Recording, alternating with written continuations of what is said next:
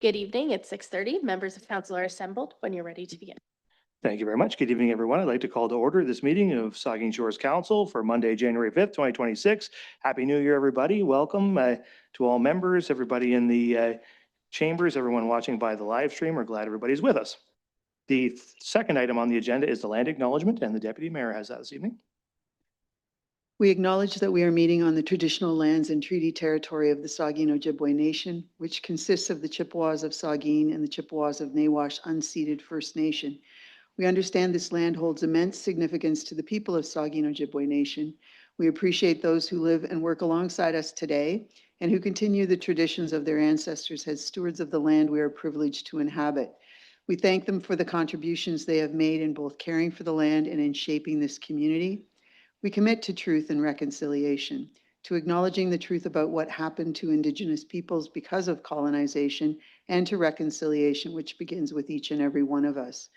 As a local government and public organization, we are dedicated to learning about Indigenous culture, to fostering a better relationship with First Nations and their people, and we commit ourselves to actions that move us forward on a path to healing along with the Saugeen Ojibwe Nation. Thank you very much. Third item on the agenda is disclosure of pecuniary interest. Ask any member if you have one of those you'd like to declare at this time. Seeing none, you can do that anytime if you need to. Item 4 is additions, deletions, or amendments. There is one deletion from the agenda this evening. It's item 9.3, the encroachment application by Perkins. It's being requested to be removed at the request of the applicant. Is there any, we can do that by consensus if there's no objection. So that will be removed from the agenda for this evening then. All right, so then we're on to item 5, which is adoption of minutes. And there is a resolution that council adopt the minutes of the regular council meeting of December 8, 2025 as presented. Is there a mover and seconder? Moved by Mayette, seconded by Davinsky. Questions or comments to those minutes? Councillor Davinsky. Thank you, Mr. Mayor. Am I allowed to ask an update, like try to get an update as a result of the minutes?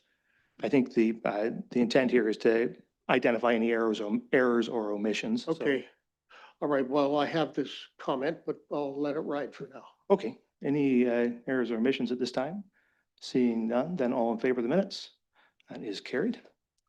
Okay. So now we're moving all the way down to delegation. Actually, open forum. Do we have any open forum requests this evening? Okay. No open forum requests. So we're on to delegations, and we have 3 delegation request this evening, and I'll just remind all of our delegations that council's allotted 10 minutes for each of our delegations, so we'd appreciate it if you would adhere to those timelines for us. Our first one is from the 150th Celebration Committee. It's with respect to the Cenotaph Walls donation presentation. So I think Joanne Robbins is going to speak to that. So Ms. Robbins, whenever you're ready. That's no good. We got to have a microphone. No, they won't. You have to yell pretty loud for them to hear you online. With this voice. Okay, the floor is yours. Check. Okay. Good evening, Mayor Charbonneau, council members, staff, and friends in the gallery and online. I want to thank you for the opportunity to speak to you today. And we're here to share some exciting news about the Southampton 150th Anniversary Legacy Fund and its final donation, as well as to reflect on the incredible celebrations that brought our community together back in 2008. My goal is to highlight the impact of this fund and the legacy it leaves behind. We are thrilled to announce that the Legacy Fund is donating $91,300 to the renovation of the Southampton Cenotaph. This project was chosen because it beautifully aligns with the fund's criteria. It celebrates Southampton's rich history and creates a permanent presence that can be enjoyed by all members of the community and beyond. This donation also marks the conclusion of the Legacy Fund's activities. After 2008, it's about time, I guess. We began with a surplus of $73,000 from the 150 celebrations and have since grown that money into the $91,000 that we're donating tonight. This is a fitting way to close our this chapter, leaving a lasting mark on our town. The Legacy Fund Committee, made up of Tim Anderson, Connie Barker, Robin Hilborn, and myself, have worked over the years to ensure the fund supported meaningful projects. I'd also like to take a moment to honor the late Dunk McCallum, a key member of the committee whose contributions were invaluable. The dedication of this committee has ensured that the spirit of the 150th anniversary lives on in projects like this donation to the Cenotaph project. Looking back at the 150th celebrations in 2008, it's clear why this fund has had such a lasting impact. The celebrations were a true testament to Southampton's community pride and participation. Highlights included the opening ceremony at the Flag, which featured music for First Nation drummers, speeches from local leaders. High Street came alive with a parade showcasing antique cars. We had the big ships, we had floats, live music, and the Artisans Village at the Town Hall gave visitors a glimpse of traditional skills, like weaving. There was also a high school reunion and a dance at the arena and at the Town Hall for the kids, a full moon ghost walk, and the Lantern Festival at Fairy Lake. That's just a few of the events. It went all year long. These events brought together residents and visitors alike, creating memories that still resonate today. The success of the 150th anniversary was made possible by the incredible efforts of over 20 committees and countless volunteers. Robin had a full list. If I had to list them tonight, we'd be here till tomorrow.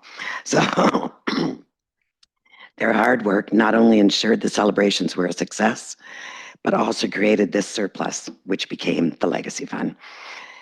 This fund has supported period lampposts on High Street and now the Cenotaph project. In closing, the 150th anniversary celebration and the Legacy Fund have left a lasting legacy in Southampton. They fostered a sense of community pride, preserved our history, and supported many projects. This is one of the most involved and supportive committees I've ever had the honor of working with. In closing, I want to give kudos to Tim, who was our banking genius, who made that 73 turn into 90. Robin, for keeping the wonderful records that he does. Connie, for keeping us in the loop of everything Southampton and where we had an opportunity to put these funds. And I'll mention Doug McCallum again, who kept us on spot and to the criteria of what the committee had mentioned. So thank you for your continued support of initiatives that honor our culture and heritage and then that strengthen our community. And we'd like to take a picture with the big check. All right, come on up. First, how about a big round of applause for this great note?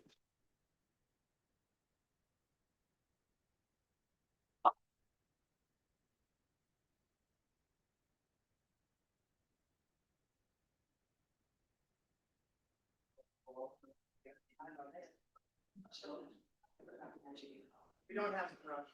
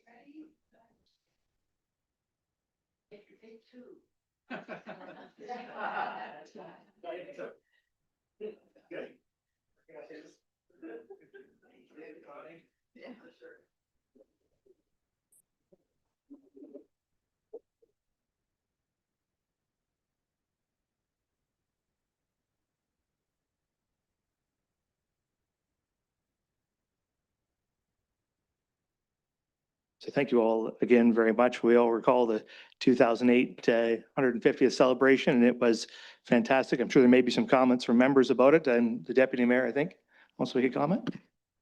Thank you. It was one of the absolute best parades ever in Southampton too, especially that Marine Heritage float that I was riding on, but it was a great parade. Just as you talked and when you said 2008, we're like 7 years away from 175-year celebration. So, you know, perhaps the torch can be picked up by some other people, but thank you very much. And Tim, especially, you know, thanks for growing some funds into something that is even more generous in terms of contribution to the Cenotaph rejuvenation project. Thank you.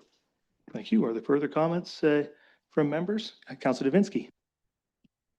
Thank you, Mr. Mayor. Through you, I just want to thank Joanne and all the others that took part in this and has given the Cenotaph plan this extra money. It's like winning a lottery. And you've given us the $91,000, $91,300, and it will be put to good use. And we thank you very much. I served on the ad hoc committee of the Cenotaph, and this is wonderful news. So thank you again from my heart. And to those that made the money grow, can I talk to you after the meeting? Thank you very much. Thank you. Further comments from members? Yeah, I wish I'd done that well over the last 20 years. Anyway, thank you once again. We appreciate you coming in tonight. Thank you for the donation. And the Cenotaph is going to be a great project, and it's going to be due to folks like you making it possible. So thank you. Okay, so now we're on to our second delegation, 8.2, which is with regard to Committee of the Whole and public input, and it's from Mr. Brian Putnam. So Mr. Putnam, whenever you're ready, sir, the floor is yours.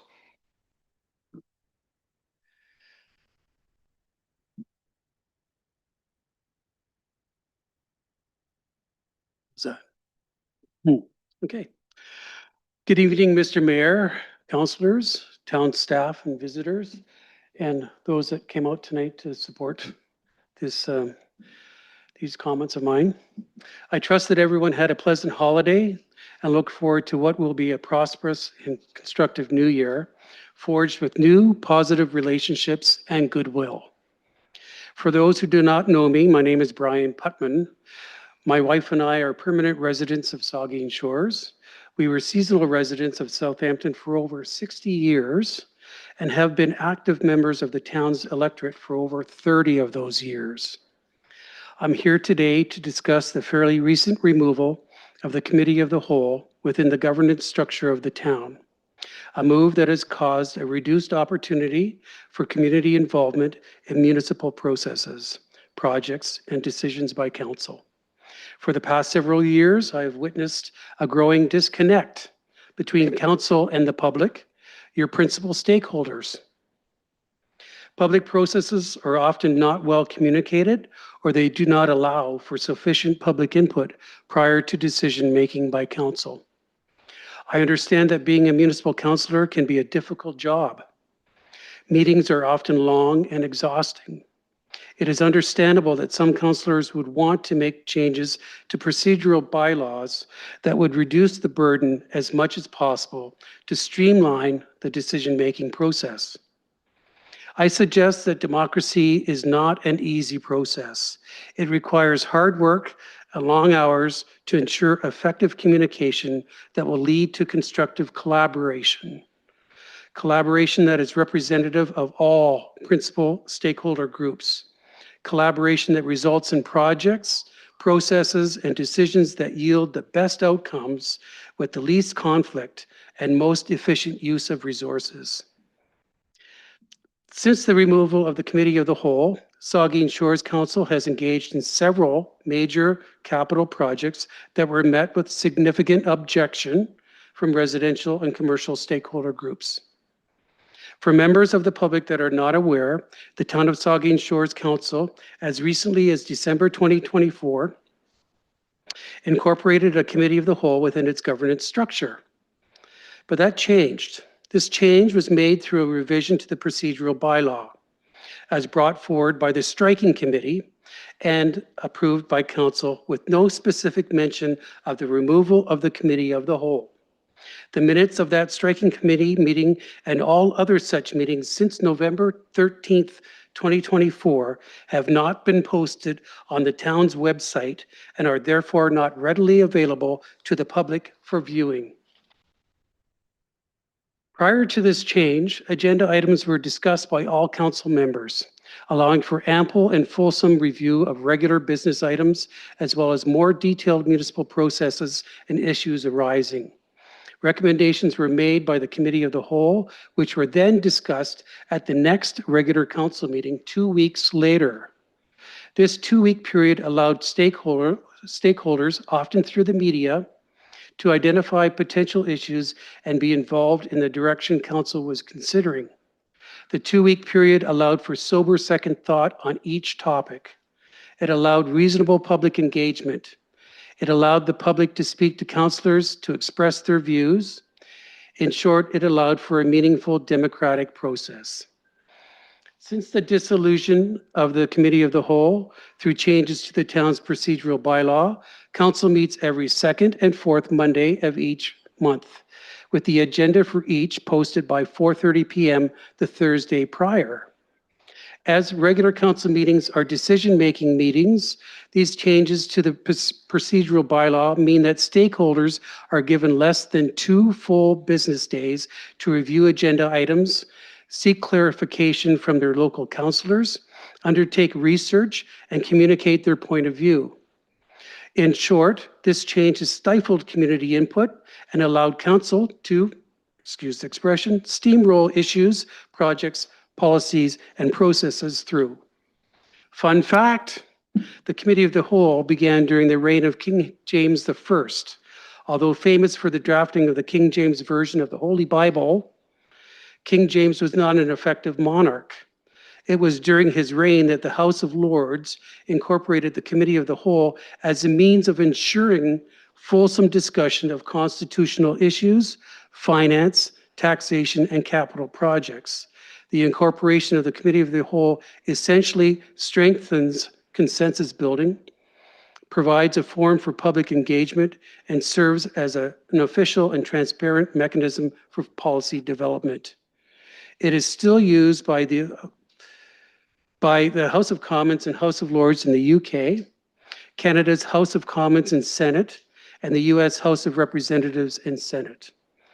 While the use of the Committee of the Whole within the municipal governance structure is not mandated by the provincial government, it is interesting to note that the City of Burlington, City of Guelph, City of Vaughan, and City of Toronto all incorporate a Committee of the Whole within their governance structure, as do the United Counties of Leeds and Grenville, Port Hope, Township of Guelph-Aramosa, Woolwich Township, County of Simcoe, Town of Whitby, Prince Edward County, Niagara-on-the-Lake, and Fort Erie. Closer to home, research has revealed that the Township of Huron-Kinloss, City of Owen Sound, Municipality of Meaford, Township of Georgian Bluffs, and the Town of Blue Mountains, to name just a few, also incorporate a Committee of the Whole within their governance structure. The Town of Saugeen Shores first incorporated a striking committee within its governance structure in 2015. This committee has evolved to being a major executive body of council. Current membership as of October 9th, 2024 includes the mayor, deputy mayor, and vice deputy mayor only. Unfortunately, since its October 9th, 2024 meeting, minutes of the striking committee have not been posted on the town's website. This is concerning, as part of the mandate of this committee is to deal with procedural bylaws. The decision to omit the Committee of the Whole within the town's governance structure originated at the striking committee without full council participation. The removal of the Committee of the Whole has significantly reduced public engagement in matters concerning them. The advancement of the striking committee, enabling major executive prerogative, limited to the mayor, deputy mayor, and vice deputy mayor, has further reduced the democratic process within our community. The electorate of the town of Saugeen Shores, which includes all permanent and seasonal property owners, elected a council in 2022. We voted for a council that would lead, not rule. that would actively listen before acting. Believe it or not, I am an optimist. I wouldn't be here this evening if I wasn't. I do see that there is a way to correct this backsliding of democracy in Saugeen Shores. While there is no provincial requirement to incorporate a committee of the whole, council could choose to adopt a more inclusive approach to governance by 1, posting agendas at least a full week prior to regular council meetings.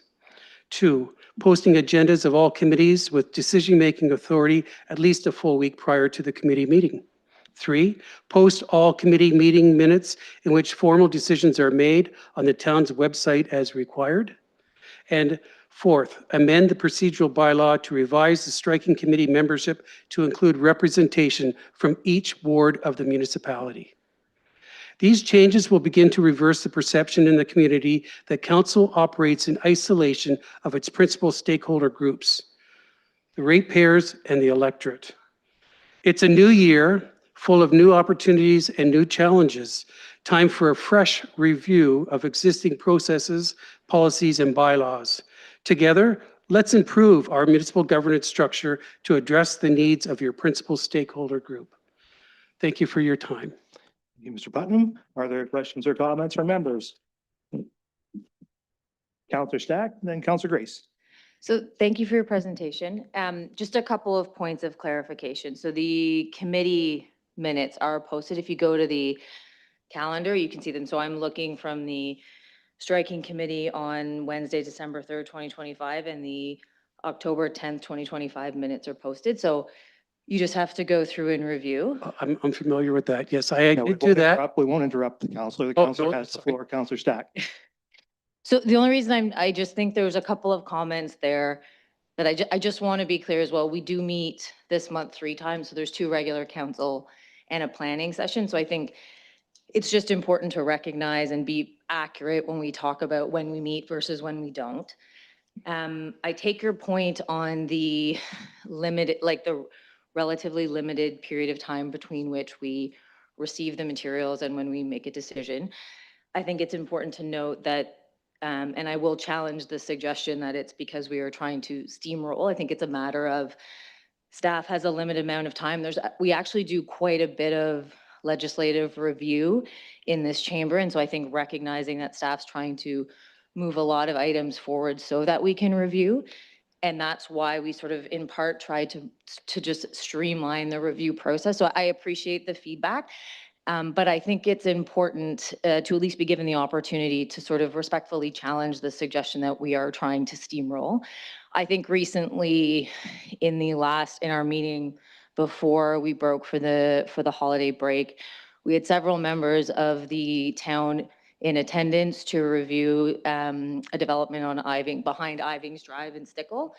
And I think the feedback from many of the councillors here reflected the views of the community. So I think there are definitely issues that community members have challenges with, and that's appropriate. And I respect the feedback. And I think there's been several public forums where I've made that comment, but I think it's important to recognize that there's been many opportunities here where we have listened to the community and the specific concerns raised. So while I think it's worthwhile discussing whether the removal of the committee of the whole as a sort of, that's when we discussed, and then we formally voted in the regular council session. I believe that was the process in the past.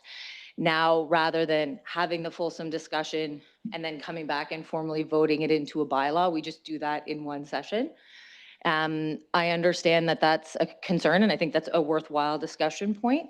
But I also think it's important to be given the opportunity to challenge the supposition that we are steamrolling, because I just certainly in terms of, I can't speak for everyone obviously, but from my perspective, I think I take great pains to assess the feedback from the community and to suggest that there was any nefarious intent or an intent to steamroll. I think it warrants a discussion. I'm happy to have that after the fact. I think I've said it plenty of times. I'm always interested in having debate with community members. I think it's a part of the job. I think it's an interesting perspective.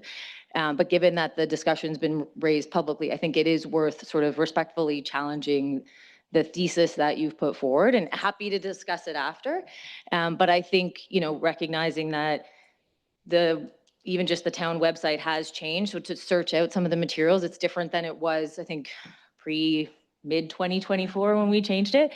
And I myself sometimes fumble through it, so always good feedback to know that perhaps we could make the website more accessible from a searchability perspective. I think that's great feedback as well. And I think I'll certainly consider further the concern you have raised about opportunities for additional, consideration by town, by sort of constituents as well as councillors. But I do think it's important to at least sort of, like I said, I know I'm repeating myself, but note that materials are posted. Minutes are posted. I think the other note I would have, and I think we've had this debate in council before around the substance of minutes. So minutes are not a dictation of every discussion and point raised in session. They're actually supposed to be a reflection of decision. So if there's a specific concern about a specific set of minutes, absolutely, I think that should be raised and we can have that discussion. But the purpose of a minute is not to be a verbatim sort of record of every single discussion point. So I think just important to consider when you're reviewing minutes, how the intention of minutes from a record perspective. But thank you for the feedback. And again, happy to have a discussion Thank you. offline.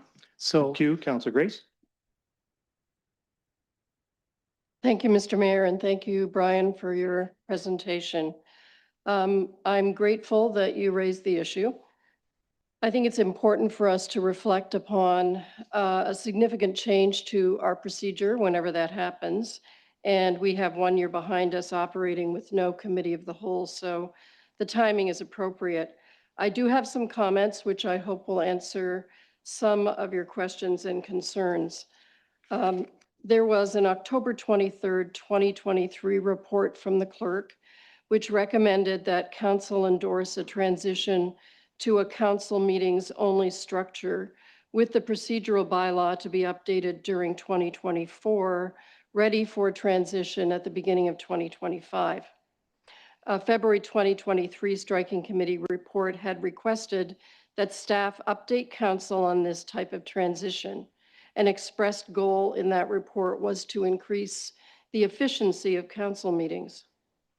You've already talked about the origins of the Commonwealth legislative model for this, but the intention of the committee of the whole structure, or one of the intentions, was to provide a more, I guess, relaxed approach to procedural matters to allow for more deliberative discussion.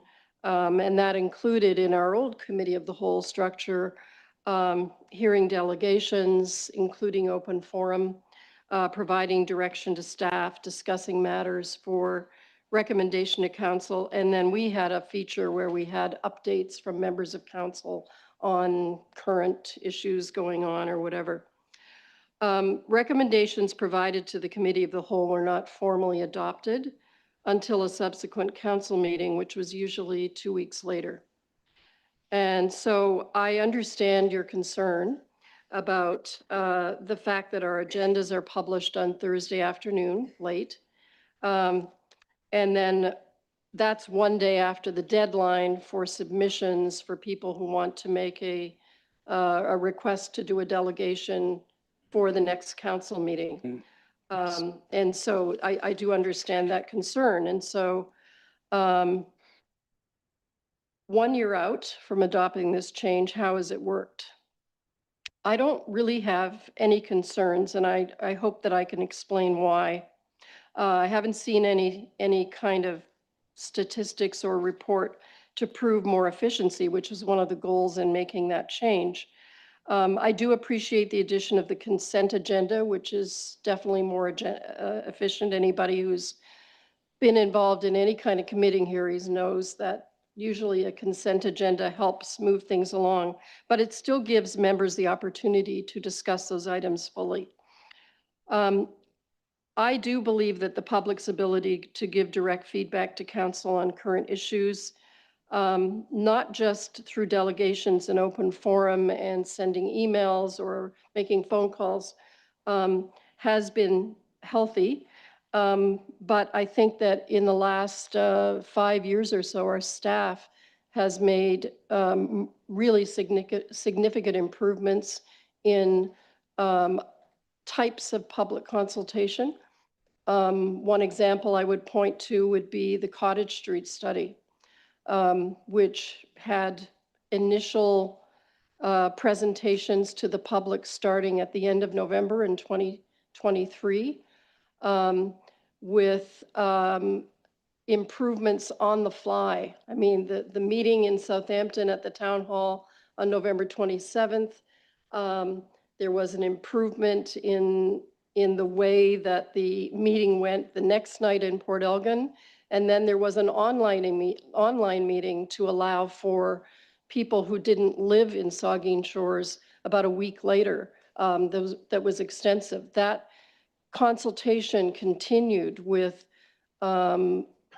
consultants and staff receiving a multitude of emails from the public.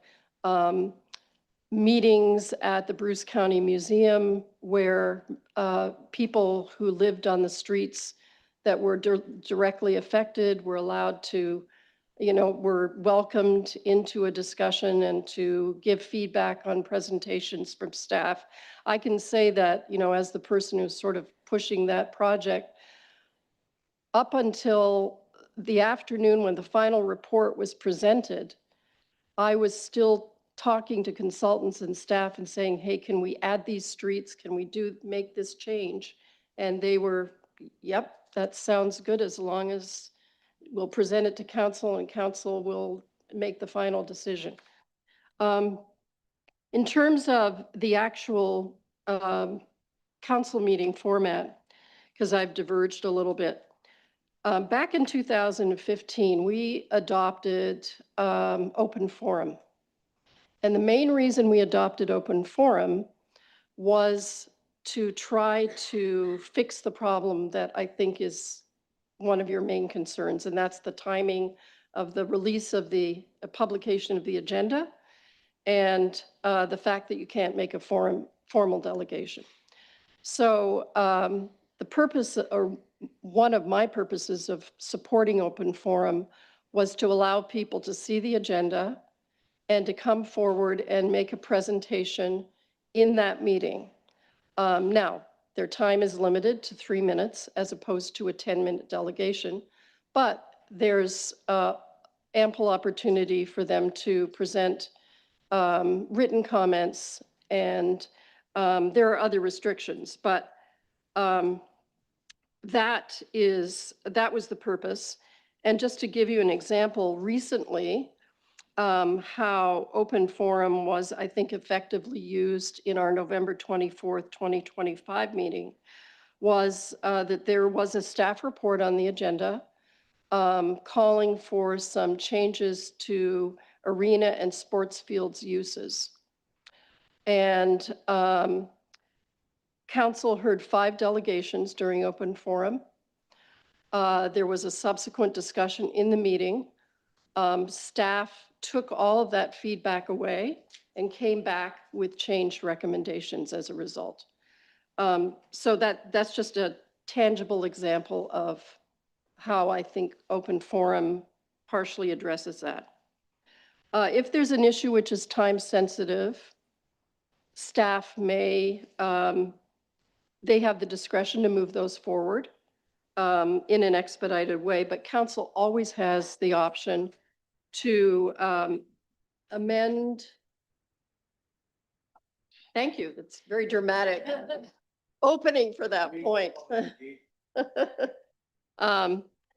Council always has the option to amend, defer, defeat any recommendation for action. So a good example would be our December 8th meeting, where we were being asked with a December 12th deadline looming to approve the previously agreed upon tax levy rate. And we changed that. And that meant that that change is actually before us tonight, almost a month later. One of the things that I think I guess I've got a lot more comments, but I would say that although we don't title our agendas Committee of the Whole and Council, in effect, I think that our council meeting has the majority of the new items that come to us, the vast majority of new items that come to us for information only. They're not presented to us so that we take action right away. They are presented so that we make comments, we give staff feedback, and then 2 weeks or a week or a month later or 2 months later, or even in the case of the High Street report that's before us tonight, that initial presentation, that report was presented on November 25th, 2024, when the High Street design was presented to us. And that's the one that's saying we want always stop controls at the intersections, a 30-kilometer-an-hour speed limit on High Street. That was presented over a year ago. That's coming to us tonight. So that provided ample opportunity. So I guess what I would say is that we don't have a committee of the whole in name, but I don't think that we've lost the democratic function of how our meetings are run. As I said, the majority of new items that come to us are there for information only.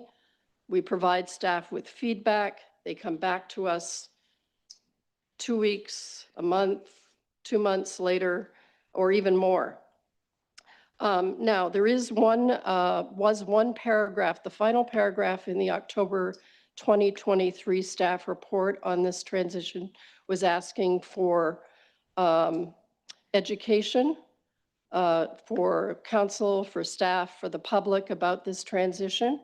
And I would ask, especially since our 2026 business plan has devoted funds to be used for civic engagement, Yes. that I would ask for us to directly address this issue. And I think obviously it's really important for members of the public to understand our council procedure. Yes. And so I would ask that staff think about that and ideally come back to us with a plan for how they're going to communicate that. Thank you. Thank you. Staff has noted that request. It's a good request. The Vice Deputy Mayor. Thank you, Mr. Mayor. First, my apologies for my sound going off. I was Googling flash vote and community and gay public engagement. It's a catchy tune. But Brian, I just wanted to thank you for your presentation. I've heard you speak here a few times, and I've always found a fair amount of merit in your presentations, and I've told you that in the past, told you so. Tonight, when I hear about disconnect with our community, steamrolls issues, communities not kept informed, I just beg to differ with you tonight on this. I know you got a round of applause from people in the audience tonight. That's fine. But I think that this council's really tried hard. In the past 3 years, I think I've attended more public meetings than I did in the 8 years prior to that combined. Our staff have done a commendable job, I believe. I'm going to defend yourself here a little bit because you took a few shots at us tonight. I think our staff have done a commendable job with trying to engage our community. This public engagement survey, I was just Googling the flash vote, the last one had over 500-600 votes, from the community. You too can sign up for that, by the way, if you want to comment on things going on with the community. It's www.flashvote.com/Saugeen Shores. Sign up, be part of the surveys, and you can make comments. And those are out 3, 4, 5, 6 times a year. And that's something council invested in the past few years. It's money well spent. I think it's $10,000 a year. We invest with a firm to manage that. And Councillor Grace is right about the open forum. You and I introduced that actually 7 or 8 years ago, and council was very good. We supported it unanimously, and we allow. And I saw you shaking your head about 3 minutes. Well, you know, sometimes we'll get 4, 5, 6 speakers in 3 minutes, and we have 3, 4 delegations at 10 minutes. The meetings can get long. So I don't know what we're thinking of how long the open forum should be, but I think 3 minutes was good. And Councilor Grace, you had 5 presentations from minor ball groups that night. It worked beautifully. And it's worked beautifully in the past with other things too. So, you know, your point's well taken about committee of the whole. I remember that discussion when it took place, and I kind of wondered if it was the right thing to do, but I bought into it, and I think it's functioning pretty well. The agenda's, you know, the striking committee agenda is on our agenda tonight, the minutes. Not all details, you can't capture everything, but I don't know, I just think that we've hired 2 communications staff in the last 5 years. We've got public engagements. We have open forum. I've attended more public meetings than I ever have in the last 3 years. I just think we're really trying hard. I really think we're really trying hard to engage the community. Is it perfect? Absolutely not. There's probably more we can do. But I think, Brian, we really have tried hard. Okay, we haven't, you're shaking your head. No, we haven't tried hard enough, I guess. But I think we've tried hard. And we will continue to try hard and to engage our community, because I think it is really important to do that. I will always listen to community. I try to answer emails, phone calls, people in the grocery stores. You know, we're all available to talk at any point in time, discuss issues. I like to think that, you know, anyway, some of the things you said tonight were for me, were a bit offensive. I think we've really tried hard, Brian. Really do. Thank you. Are there the deputy mayor? Thank you, Mr. Mayor, and through you. I really appreciate what my 3 colleagues on the other side of the chambers have said. I just want to pick up on a couple of things. I heard during the deputation, and thank you very much for your comments, an interest in improving information that's available to the public. And I think a number of us sitting around this chambers have made those comments since we first got elected. And, you know, there have been some improvements. However, you know, the comment about not being able to find minutes. There are a number of us sitting here that we can't find stuff on our website anymore either. So that's valid that, you know, I know we're going through a changeover, but let's get it done.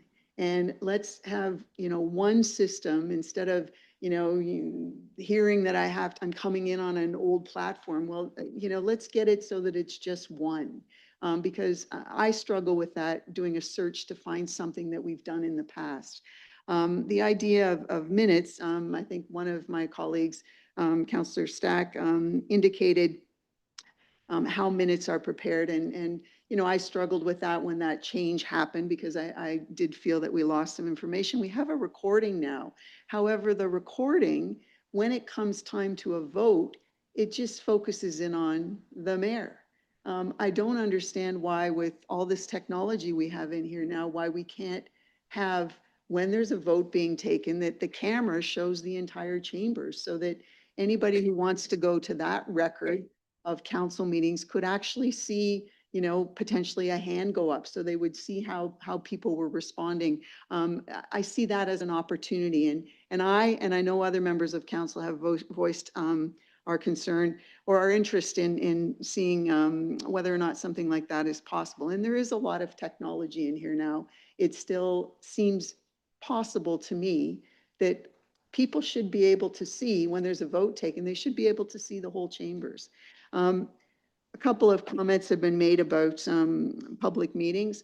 I do just want to, you know, make a comment that when we first shifted over to the public meetings, and they are extremely well attended in Southampton in particular, but the numbers are growing for Port Elgin meetings too. So I think the word is getting out that these are great opportunities.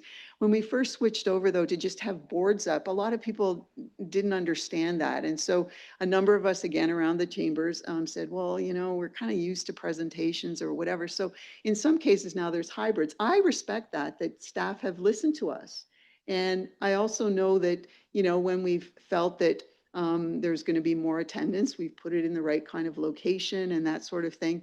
And I've been continually impressed this term of council with how much better we're getting at that and how more people are coming out and, taking advantage of the boards and the people that are there. And the point about education, I don't know which one of my colleagues mentioned that. I think we, in subtle ways, not obviously, we've all educated ourselves and are a little bit better at participating in that. I did, though, just want to also say something about the striking committee. It's specifically mentioned the three of us that sit has the striking committee, the mayor, myself, and the vice deputy mayor. And, my experience on it goes back to when I was the vice deputy mayor as well. I can assure you that, we're not actually making decisions there. What we do comes here. And so, and it's not always just instantly flowing through here. Case in point, there's an agenda item tonight that I think it's the third time we've seen it, that, it came from striking, got kicked back to striking, came back again. I think it got kicked back again. And so we just sort of vet some ideas and get some stuff on the agenda is how I look at my role on the striking committee. And I just want to end by saying I really appreciate the reminder of the interest in public input into what we do. And I think there's always room for improvement. But I look around who's sitting in the gallery today, and I know a number of you have over the years asked me things, and I've either answered the question or told you what to do to get closer to the answer that you were hopeful for. And, a good example of that is the sidewalk plowing in Southampton. A number of you sitting out there have commented regularly to a number of us up here about how many more sidewalk situations you'd like to see plowed. And many of you heard, well, we need a certain volume in order to get to a point where we can buy a new plow and have a new operator. We got there. That's because some of you asked questions and you listened to us, and then you followed through with a comment or advice from us that then bolstered our way of participating in the process. So, I really respect any involvement. And, on last couple of days, shoveling snow at the end of the driveway, that's a good place for conversations as well. But it's really important to understand also that, you might think that an email is not worthwhile. Don't think that, and sometimes asking us how to ask questions or how to do something, we don't always know, but when you ask us, we find out, or if we do know, we can sometimes lead you in the right direction. But I really appreciate the reminder that, we can do better with public consultation, and the website in particular, I struggle sometimes with finding information. So, but please don't fear the striking committee. I don't think any of us are sitting there imagining that we're making decisions without the input of our council colleagues, because we're not. Everything we do comes here. But thank you very much for the deputation. And I'm very grateful that there's a lot of people in the gallery today. Thank you, Councilor Dinsky. Thank you, Mr. Mayor, and through you, Brian, thank you for your presentation. And like the colleagues have said, there are some good points there, which I'll get to, like the information point. But there are some things that are being said that simply aren't true. One is ramming through items. If we were ramming through items, I suggest to you that this discussion would have been cut off 15 minutes ago. And the mayor or whoever would have said, that's it, we're moving on. We've got to do something else. He's sitting here not allowing that to happen. Everybody is having a say, and they're having as long as they want. You weren't cut off as well. So I don't think things are being rammed through. That's just that item tonight. You mentioned you'd like to see an agenda out a week before the council meeting. Yes. Brian, I suggest to you again, if the agenda was out a week before the council meeting, things would slowly grind to a halt. nothing would get done. You may not agree with that, but I can tell you, a week before, there were items on the agenda that might come up in that week that should be on that agenda. But we can't do it. We've cut off the agenda a week before. So now it has to wait for 2 more weeks. And by that time, it's getting a little long in the tooth. I feel as a council, we are doing what we said we would do as far as the committee of the whole and restructuring. We are doing what we said we would do when we were elected to council, in my case appointed. I think it's being done. But Brian, you and others here or listening or whatever, if you don't, then run. Run for office and change it from the inside if you think change needs to be made. But it's easy to come here and say, this isn't right, that isn't right, this isn't, we want this, we want that, and then walk away. And then It's not easy. we're stuck looking at it, okay? But perhaps you can make a far more better impression if you were on the inside. That means you have to convince a lot of people in your riding that, and you're in Southampton Ward, the same as I, that you should be the man on the inside doing that job. As I feel right now, going back to a committee of the whole would be a step backwards for this council. So as far as a positive on your end, the information flow, I agree with what councilors have said. The information flow from this town can be abysmal at times. There is no doubt about it.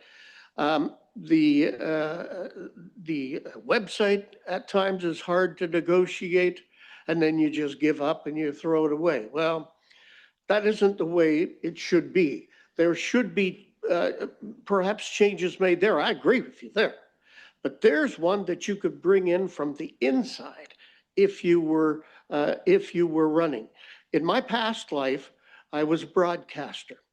And although newspapers can wait for their deadline, broadcasters want it tomorrow. This meeting here, if I was still covering this meeting, this item that you talk of might be on the air tomorrow, okay?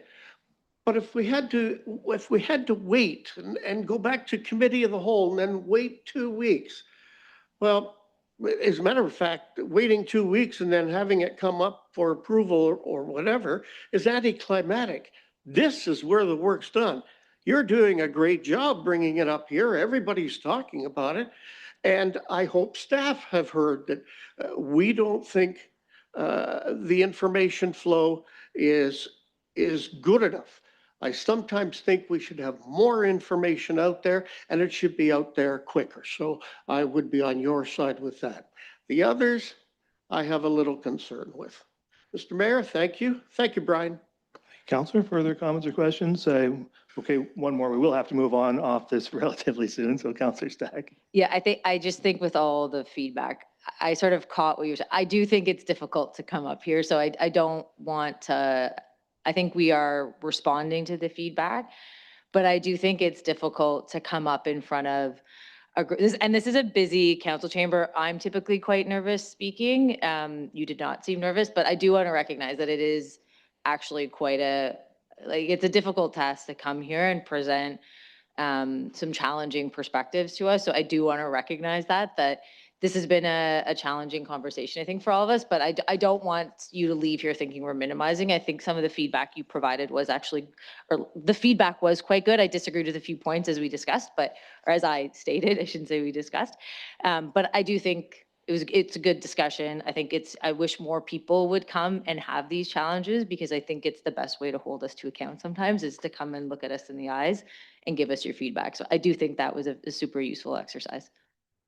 Thank you very much. We are going to have to move on. I'm not going to have a lot of comments. I thank you, Mr. Putnam, for coming in, and all members for your comments. And I do want to note it was I believe stated in Mr. Putnam's presentation that the striking committee has existed since 2015, which is not accurate. The striking committee has existed well, for as long as the town of Saugeen Shores has existed. I myself have been a member since 2010.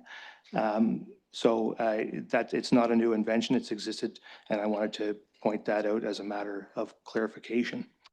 All right, so thank you very much, Mr. Putnam, and we'll move on now to our next delegation, 8.3 from United Housing for All, and they have a request for us, and Ms. Minnie Jakes has the presentation. Ms. Jakes. Was it something I said?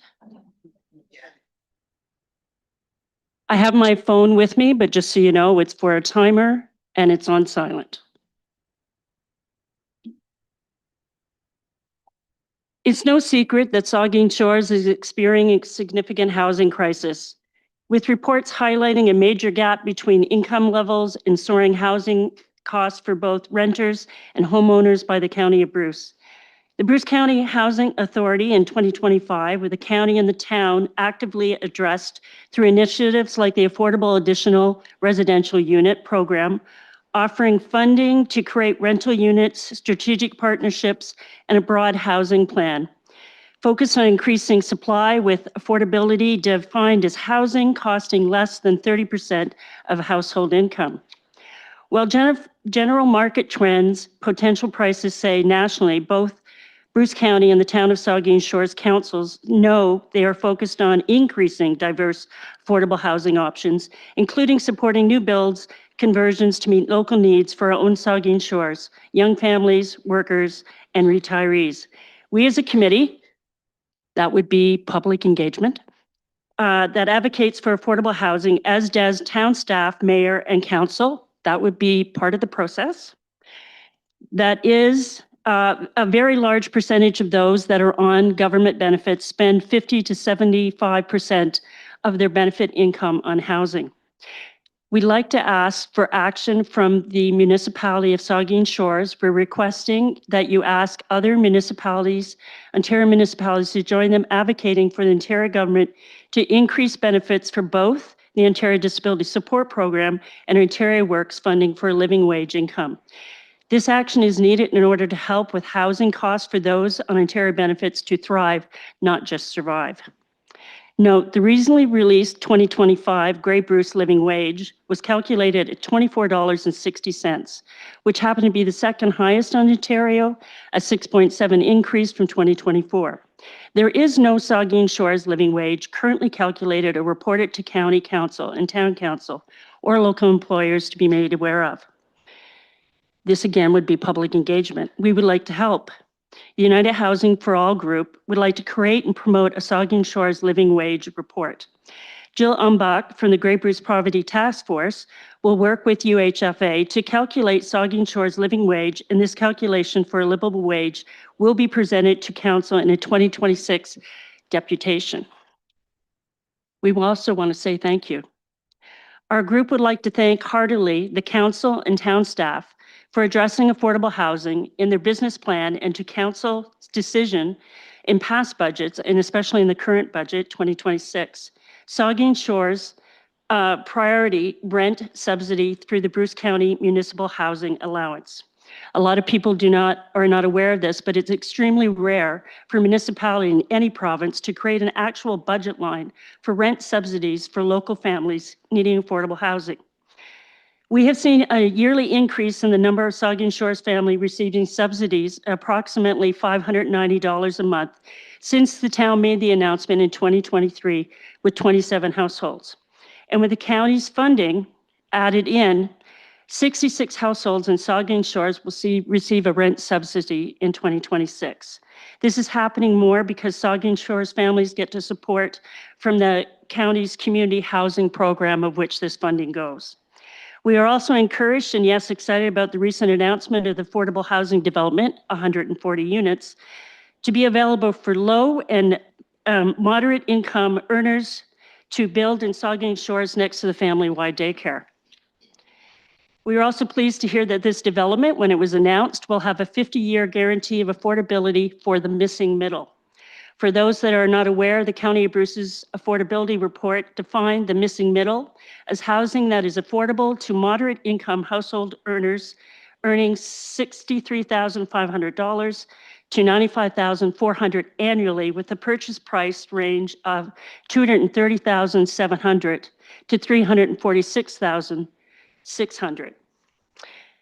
The UHFA would like to also help with a housing affordability report. That would be engagement. Our advocacy group has commissioned a housing affordability study to look at those earning well below $63,000 in Saugeen Shores. The housing affordability report will be linked directly to the workforce in Saugeen Shores, focusing on, employees in retail hospitality and the healthcare support workers. Note, this report will include affordability for both home purchase and rental units.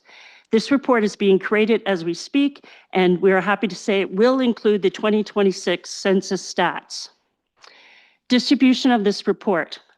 Our affordability report will be researched and then distributed to our MP and MPP, County of Bruce Council and planning staff, Town Council and planning staff, and local builders, developers, and nonprofits, and especially to the media for landlords and property owners who may not be aware what is deemed affordable for residents seeking housing. Our goal with this study is to inform all parties involved in affordable housing creation what residents and wage earners of lower incomes can actually afford for housing in our town. It is our hope that this report will help with the submission for funding. Government grants for nonprofit housing, county and town planning staff helping developers and builders realistically plan and set pricing, rental housing, and purchasing affordable housing prices. In conclusion, aren't you glad? There is a lot of work ahead for the town staff and council and our county staff and council to this creation and building of affordable housing. We're excited and encouraged to see the next steps in what we hope is the first of many affordable housing developments in Saugeen Shores. It's our hope that you see our initiatives of the Saugeen Shores living wage being calculated, a housing affordability report created, and a request for mayor and council to ask other municipalities in Ontario to voice their united support to increase government benefits. All of the above will help to improve the lives of our own residents in Saugeen Shores. Many residents are struggling. Many residents are very vulnerable and living paycheck to paycheck in a community where the average household income is $133,400, 13% higher than the provincial average. And what we know is the 2026 census will tell us the true figures of the vulnerable in our community. We know that council and staff also, like the United Housing for All group, are dedicated to helping those hurting, hungry, and homeless. Many who are our neighbors, families, friends, employees, and coworkers of all ages. We thank you for your support, and we look forward to working with you in affordable housing initiatives and helping to inform the public on why affordable housing developments benefit all neighborhoods and all residents. Thank you. Thank you very much. Are there questions or comments from members? The Deputy Mayor.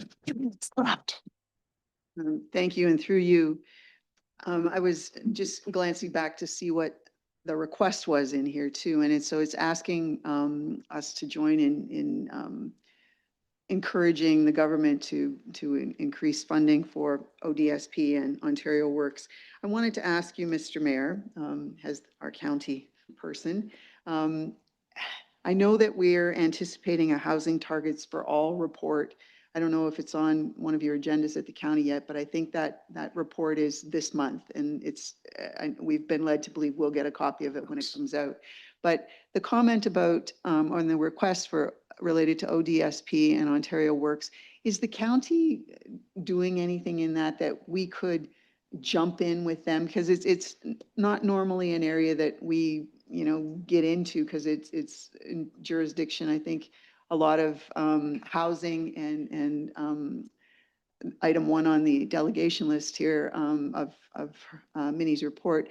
Those are more county things. So are they working on something that we could support? And I do look forward to the housing targets for all and the report that is coming from UHFA too. Thank you. So that's a question Yeah. for you, Mr. Mayor. Well, thank you. And I guess I was going to speak to it at the end, but I'll speak to it now. There is a report that was drafted by the Ontario Municipal Social Services Association and the Association of Municipalities of Ontario that was produced on November 30th of last year called Partnering for Impact. And the submission noted solutions to poverty required the province to take a systems approach, and they have 4 recommendations. 1, expanding the supply of deeply affordable non-market housing. 2, improving social assistance and employment programs. 3, continuing investments in childcare. And 4, investing in transportation. So that report does exist. It's been submitted to the province by the Association of Municipalities of Ontario. My suggestion was going to be that we could put that report on an upcoming agenda of this council, and council could then pass a resolution to endorse those recommendations once you've had a chance to review them in detail and make sure that you support them, of course. And I would just note that the delegation is absolutely right. Ontario Works has not been adjusted since the Harris government. Yep. And ODSP has only had modest increases through indexing recently. So the county of Bruce, I can say, and I'm sure the town of Saugeen Shores, although as the deputy mayor points out, we don't have a position on it really, since it's not something only because it's something we don't debate very often. But the county of Bruce certainly views those both the current state of Ontario Works and ODSP as being too low, that they need to be increased dramatically in order to fight poverty in the county of Bruce. So that's my suggestion going forward. I thank the deputy mayor for the question, the vice deputy mayor, and then Councilor Mayette. Thank you, Mr. Mayor, and Minnie, I wanted to thank you for your presentation, and it's interesting about the living wage, and hopefully some progress will happen there. And 4 years ago, as you know, on the Attainable Housing Task Force you served on, I just want to thank you again for your great work on that committee, and now with the Housing for All Committee, and thank you to all your members on the Housing for All Committee. I think you're doing a commendable job. You're advocating for affordable housing, which is a good thing, a great thing, really. And you mentioned about the rental subsidies. I think we could be the only municipality in the province of Ontario. I think, maybe there are others, but I think we might be the only out of 440 municipalities where we're sending over to Bruce County $225,000 a year to help 66 households with rental subsidies. And that, so I think that's something that this council, we're very proud of. And that was one of the recommendations, Minnie, when you're on our committee, we came out with let's talk about rental subsidies. Could we make it happen? And we did. And it wasn't easy, but well, to me it was easy. It was unanimous support around the table, and we're helping 66 households. And Barry's Construction, another 16 units in Waterloo Street, 16 rental units through CMHC financing. They're helping 16 households. We've got a Habitat for Humanity build happening soon, I hope, with 5 Habitat homes and 2 additional rental subsidized units happening hopefully in the next year. 144 units with affordable housing subsidized units. 144 affordable units happening at Blue Water. That's 235 units where rents will be subsidized, rents will be more affordable. And, Mr. Mayor, we talk about the application wait list for affordable housing. There's 600 residents on the households on that, residents looking for affordable housing, 600. Those are just the ones that signed up. And about, sorry, Minnie, I didn't catch that. Yeah, those are just the ones that signed. Some hear how big the list is and say, why bother? So yes. So what I'm saying is that, over the next 18 months, 2 years, these build outs happen and people are starting to move in. That's a 40% reduction to that 600, 40% that we're going to knock off that 600 application wait list, and we're not done, right? And we'll continue to negotiate with developers for subsidized housing through CMHC and Habitat homes, and we won't. I won't at least be satisfied till that application wait list is down to 0, because I think every resident in this community, particularly those people on that application wait list that need affordable housing, they need to be looked after. And this council, I know, is very, very supportive of that. And given the 66 units for the 66 rental subsidies for households, for example, over to the county, which is unheard of. So again, I just want to thank you for your great work, and to the entire Attainable Housing Task Force. Thank you for all the good work you're doing. Housing for All Committee. Thank you. Thank you, Councilor Mayette. Thank you, Mr. Mayor, and through you. Thanks, Mindy, for your presentation. And I was going to just comment on, or ask you a question actually on the living, the Gray Bruce living wage. I know Jill personally. She does a lot of good work with the Poverty Task Force and also with the Community Safety and Wellbeing Committee. And that number of $24.60 an hour being what a person needs to make to be able to be self-sustainable in the region.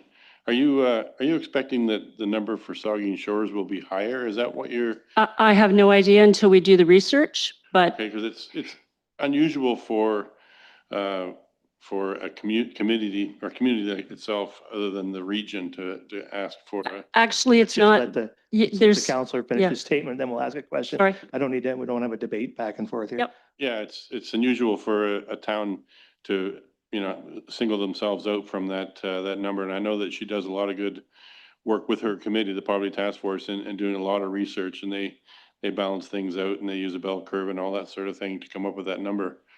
Just so I was just wondering what the motive is for having a specific Saugeen Shores number. We feel that it's important for employers as well as town to know what it costs to live in Saugeen Shores, because there's a variant in various different communities and other municipalities have done it. So it's not always just a region. Some municipalities have actually declared themselves a living wage. Doesn't mean Saugeen Shores has to. We would just like to find out what the wage is. All right, thank you for that. And once again, I say, Jill does great work, and she's supported by the United Way, Gray Bruce, largely for the work she does.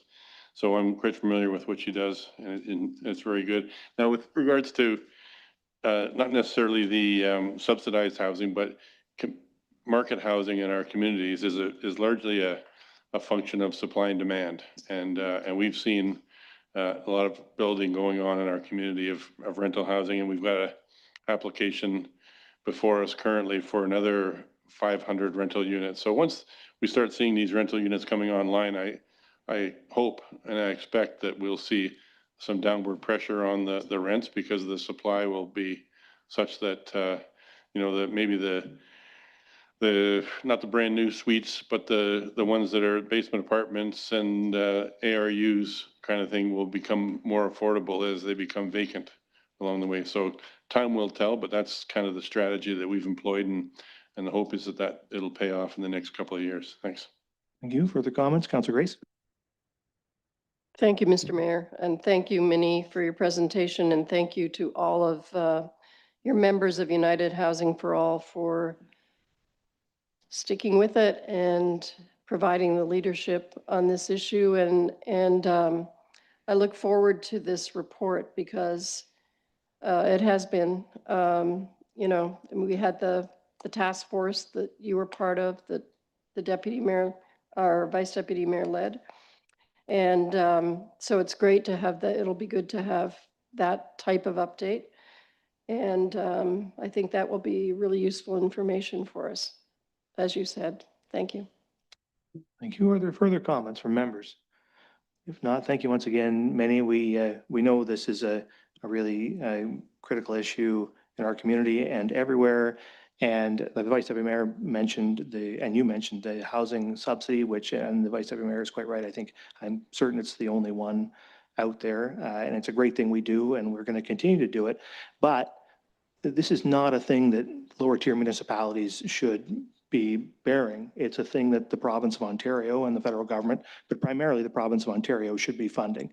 And we know from our experience during the pandemic that when people in poverty, when people in housing need get money, their quality of life rises, they get housing, and they can start to resolve other issues in their lives that are causing problems for them, right? So the fact that Ontario Works and ODSP have been held down for so long, we're going on 30 years ago, when the Mike Harris government was elected, right? So this is how long it's been held down.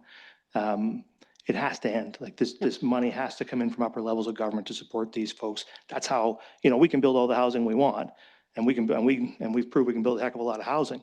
But at some point, folks who are in crisis and serious need a hand up from our upper levels of government to get them into that housing. So it's a critical issue, and I think hopefully we'll find a way to make our voices heard on it as you've requested. So thank you. Thank you for bringing it to us. I just want to say thank you. Part of this deputation is for people to understand that the town is doing something. That is one of the goals of this deputation. So I'm hoping those that are watching here in the gallery and also online actually really listen to see what the town is doing and what we have planned. Thank you. Thank you. Okay, so we're now on to item 9, reports of municipal officers. And 9.1 is a report from Westario Power with respect to the sale of Westario Power. And I think the delegation's coming in online, so we'll wait for that.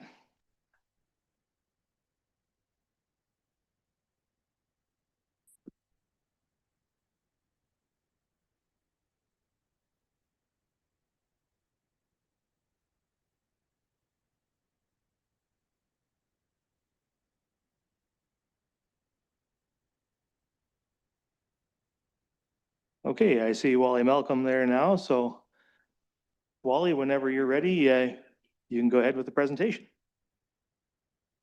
Thank you, Mayor. I'll pass it on to Ron Clark, who will go through the presentation. Just Ron? hold on a second there, Wally. We're having a bit of an audio issue. We just need to resolve before we carry on. Give us 1 sec.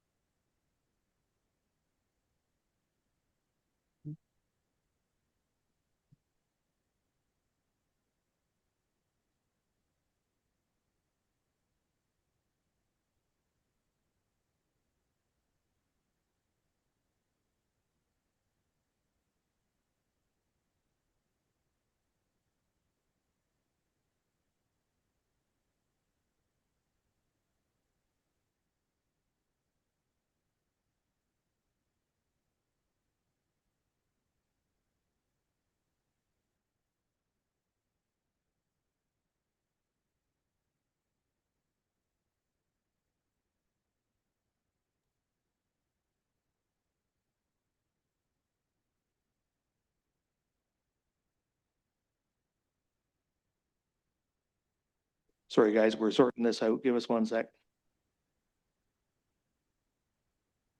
All right, give us a try now, Ron or Wally, so we'll see if we can hear you. Sure, testing. Yeah, I think we got you. Thank you very much. All right, so whenever you guys are ready. Terrific. Thank you, Wally. Thank you, Mayor. It's a pleasure to be here. Following the news I have, I guess, is following the approval by all of the shareholders of Westario Power to proceed with the transaction. I should mention, my name is Ron Clark. I'm a partner with the law firm of Airden Burles, and we've been counsel to Westario Power throughout the course of this transaction. Work closely with management, including Wally Malcolm, who's here as well, and with the committee of the board of directors that was tasked by the shareholders to carry out the transaction. And Grant Thornton has been the financial advisors as well, and we've worked closely with them also on this. So if we can get into the presentation, and we can go through some of the key agreements and where we stand in the process. So we can move to the next slide. Great. So there's some terminology here. I think these are in the materials and are available publicly. And it just helps navigate the agreement, the presentation, and some of the terms that are used for those working through it. So we can keep moving. So this timeline takes us up to the present. The decision to sell was made by the shareholders collectively more than a year ago. So that's how long it's been a long process to get here, and it's quite a milestone to have arrived at this point. The decision to sell was made by all of the shareholders in November of 24, and the shareholders unanimously agreed to initiate a process to sell the shares, and they tasked the board of directors of Westario with implementing that process, and the board in turn struck a special committee to administer that process. The special committee retained Grant Thornton as financial advisors, Doan Grant Thornton, that's DGT here, and Airden Burles as legal advisors. And in March of 25, prepared a CIM, that's confidential information memorandum, to potential bidders for the shares of Westerio. In April of 25, the market was approached, non-disclosure agreements were signed, and the information was made available to potential bidders. Information through a virtual data room, which is information on Westerio, was made available through spring of 2025, and expressions of interest were received in June of 2025 from a number of bidders. And the Westerio management and advisors met with those bidders through the course of late spring and early summer, responded to questions, had exchanges of information, and final bids were received in August of 25.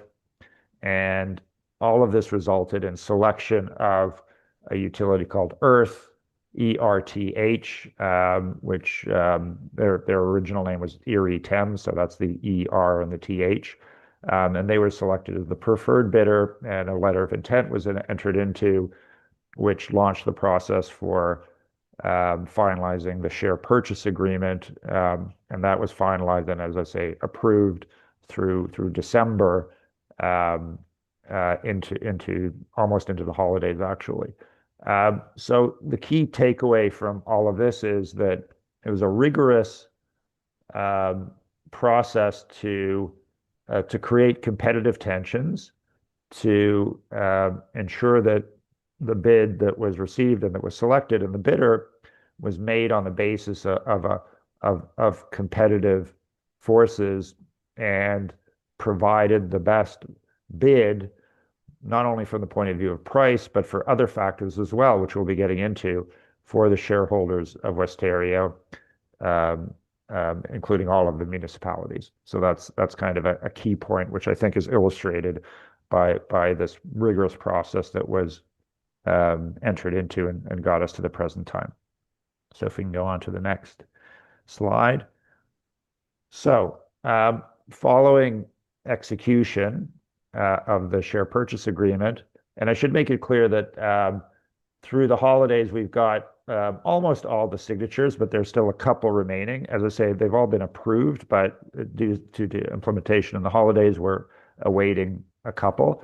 But we expect to nail those down shortly. But once we do, and the share purchase agreement is executed, then we launch on this process in front of us on this slide now. The first step kind of essentially already happened. That was through December. Once the execution happens, there'll be a submission to the Ontario Energy Board, which is the regulator for the electricity distribution companies in the province of Ontario, and they will review the transaction and apply what's called a no harm test, ensuring that there's no harm to ratepayers. And that'll be the key criterion that they apply in assessing the transaction. That itself is a rigorous process that will take a few months, including an oral hearing. And we expect to kick that off shortly. We've targeted spring of 2026 for the OEB approval date. We expect to be able to pass that no harm test quite easily. And following that OEB approval, we expect the actual execution, the closing of the transaction in the May-June timeframe, where the share transfer will take place and the proceeds of the transaction will flow to the shareholders. There'll be some minor post-closing adjustments to purchase price throughout that, based on the financial situation as at closing. And then after closing from May 26 onwards, there'll be certain key commitments made by Earth with regard to community involvement and other commitments, which we'll get into shortly. So moving on to the next slide. This is what the transaction structure or the organizational structure of Westerio looks like currently. You'll see that there's the 9 shareholders, 8 municipalities, as well as Fortis Ontario, and their shareholdings, their percentages in Westerio Power. And I put this slide up here to contrast it with the next slide, which will show what the ownership structure will look like post-transaction. So we can move on to that one. And you'll see here, this is the Earth Corporation structure where they have a holding company, and you'll see initially Westerio Power will be a sister company of the existing Earth Power local distribution company. And you can also see what this illustrates quite clearly is, in a way, the ownership structure of Earth is similar to that of Westerio. These are southwestern Ontario municipalities that are also going to be owning Earth Corporation and in turn Westerio Power. And so that's one of the reasons that Earth was selected, or certainly one of the factors that was taken into consideration was that cultural similarity and approach to the community and in terms of their ownership structure as well, and their municipal ownership structure. So if we can move on to the next slide. So the share purchase agreement itself is a fairly complicated document. Wanted to show you what is in it. It's legally binding. It commits the parties to the transaction, contingent, as I say, a key condition being Ontario Energy Board approval, which we expect to go well. There are various conditions, there are various covenants, issues around indemnification, tax matters, privacy, regulatory approvals, etc., are all covered. So it's an extensive legal document that is quite comprehensive in terms of the representations and warranties made to the purchaser, and also the purchaser's obligation in addition to simply paying the purchase price. If we could move on to the next. I mentioned the post-closing adjustment. The key point there is that there'll be some working capital adjustments, and those won't be known until actual closing, but so minor adjustments to the purchase price at that time in the May timeframe. So let's keep moving. Between the execution of the agreement and the closing, as I say, so between essentially now and May 2026 or so, Westerio has certain obligations, as you'd expect, to operate essentially in the ordinary course of business, provide Earth with certain information, no hiring or firing, etc. Remuneration remains the same, insurance policies, continuing compliance with laws and permits. So steady state, as you might expect, and no major changes from now until closing. However, a key point is that dividends are safeguarded, so those will continue to be paid in the manner that they have been previously during that period, or in respect of that period between now and June. So it'll be, you'll receive those dividends, which you could expect to be 50% of the normal dividends, because the transaction is expected to take place halfway through the year. So in other words, the same dividends prorated for the time frame that we're talking about. So moving on to the next. And then a question I'm often asked, so I thought I'd deal with it here, is, so what taxes would be payable in this transaction? And the answer is actually none, because the sale is to a municipally owned entity, so there's exemptions from what would be transfer tax or departure tax. The transfer tax is a normal tax on the sale of regulated distribution assets, and then the departure tax is if we were moving from a municipally owned entity to a private sector entity, there would be a departure tax payable. But because we're selling to a municipally owned entity, there are exemptions available. So in fact, there are no taxes. So it's quite a tax efficient transaction as well. And I think if we go to the next slide, yep, we can take that down. And so offering some time here to respond to any questions that councillors might have. Thank you, Ron. And Wally, are there questions or comments from members? I don't see any, so I'll just take this opportunity to say thank you to both of you for your work on this transaction. I think, we're going to see it go through the OEB process, hopefully starting soon. I guess you're still waiting for a couple of final signatures to kick that off. And then assuming that goes smoothly, we'll see this transaction completed in the coming, or in the middle of the year. I guess maybe could you just speak just briefly, either yourself, Ron, or Wally, a little about the OEB process? We're speaking to the public here. How would members of the public find out about that process, participate in it, that kind of thing? Sure, I'll go quickly, and I know Wally's got some experience and thoughts on this as well. It'll be posted on the Ontario Energy Board website, so that's easy to access. All of its hearings will be posted. There'll be opportunities for interveners of all types to make submissions. So look for those. I would suggest in the next, give us perhaps a week or two, and then the information will start coming up on the Ontario Energy Board website. There'll be a hearing. You can look for Westario and Earth, and look for the opportunity for the public to make submission. Wally, you might have additional thoughts as well. Thanks, Ron. Through the mayor, they usually ask us to put media information out in the communities that we serve. It'll be on our website, our social media, to provide links available for the customers to respond, and have the link to go to the actual application and make any comments that they feel are appropriate.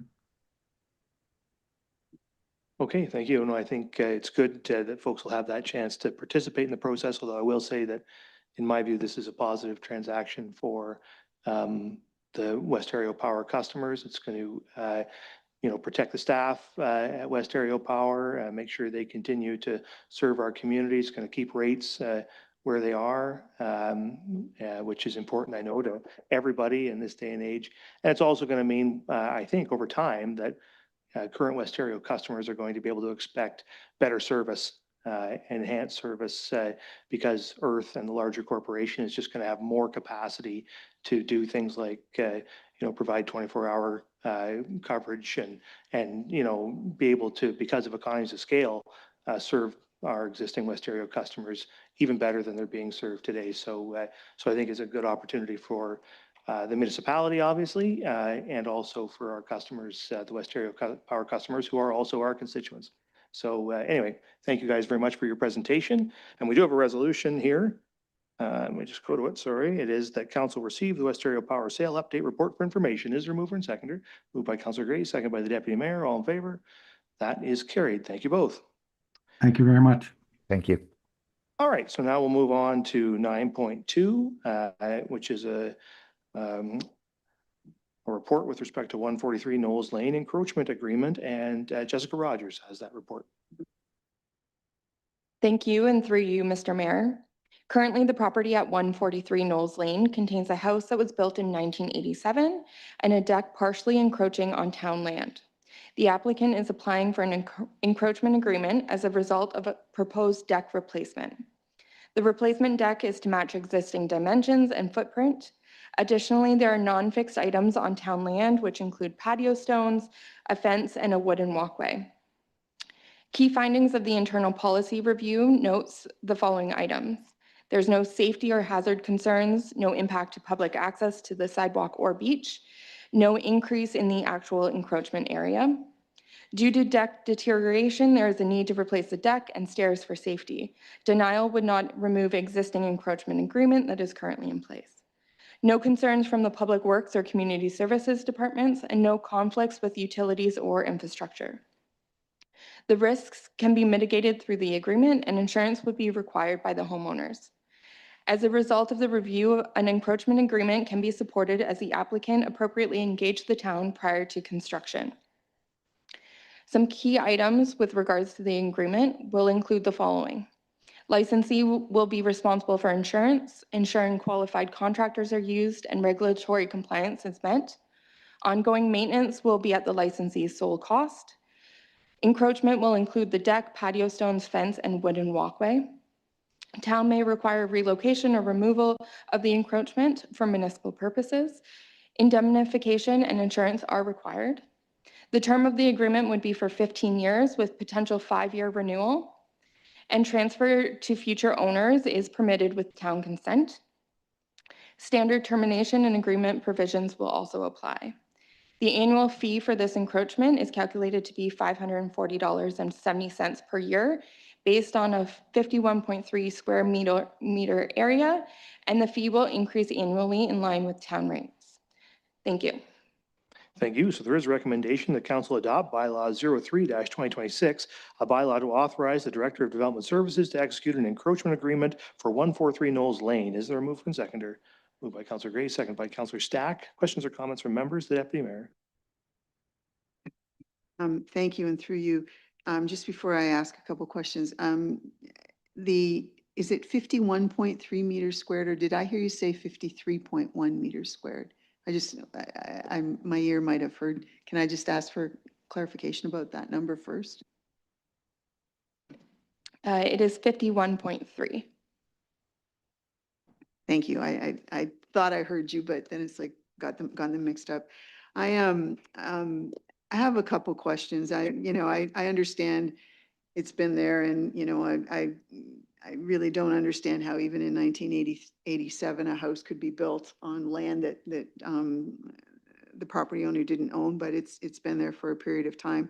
So replacing a deck is one thing. I know we've confirmed the discrepancy between the application that's on the agenda and a revised one, which I think is more accurate, but I'm still not sure exactly what is being planned. Is it simply a direct replacement of the size of the deck? And along with that, how then do we know exactly, what the dimensions of that deck are? Like, do town staff take basically an inventory, I guess, of the distances around the deck so that then the replacement deck matches that? Is one question, because it's hard to tell from the drawings that we get always, what the actual dimensions are. And I'm curious to know, along with that, what is the actual encroachment into town land? And I know that there's a portion of the house that's there. That's not part of this encroachment agreement. It's specific to the deck, but the house encroaches. So then we've got this deck, which is going further. In the end, what is the distance from the property line to the edge of the deck? Because I think the stairs are coming down the side, so they're not out towards the lake. But again, the drawing is confusing. So two questions. What are the actual dimensions of the deck? It's in one place it was described as having an additional square footage, but I think that's been corrected. So it's going to just replace what's there. So what is that size? And I do just want to, the stairs are they coming off facing the lake? Or are they coming off facing south? Because the new drawing that we just saw today appears to have an X over the stairs, which would head towards the lake, and they're coming off the side.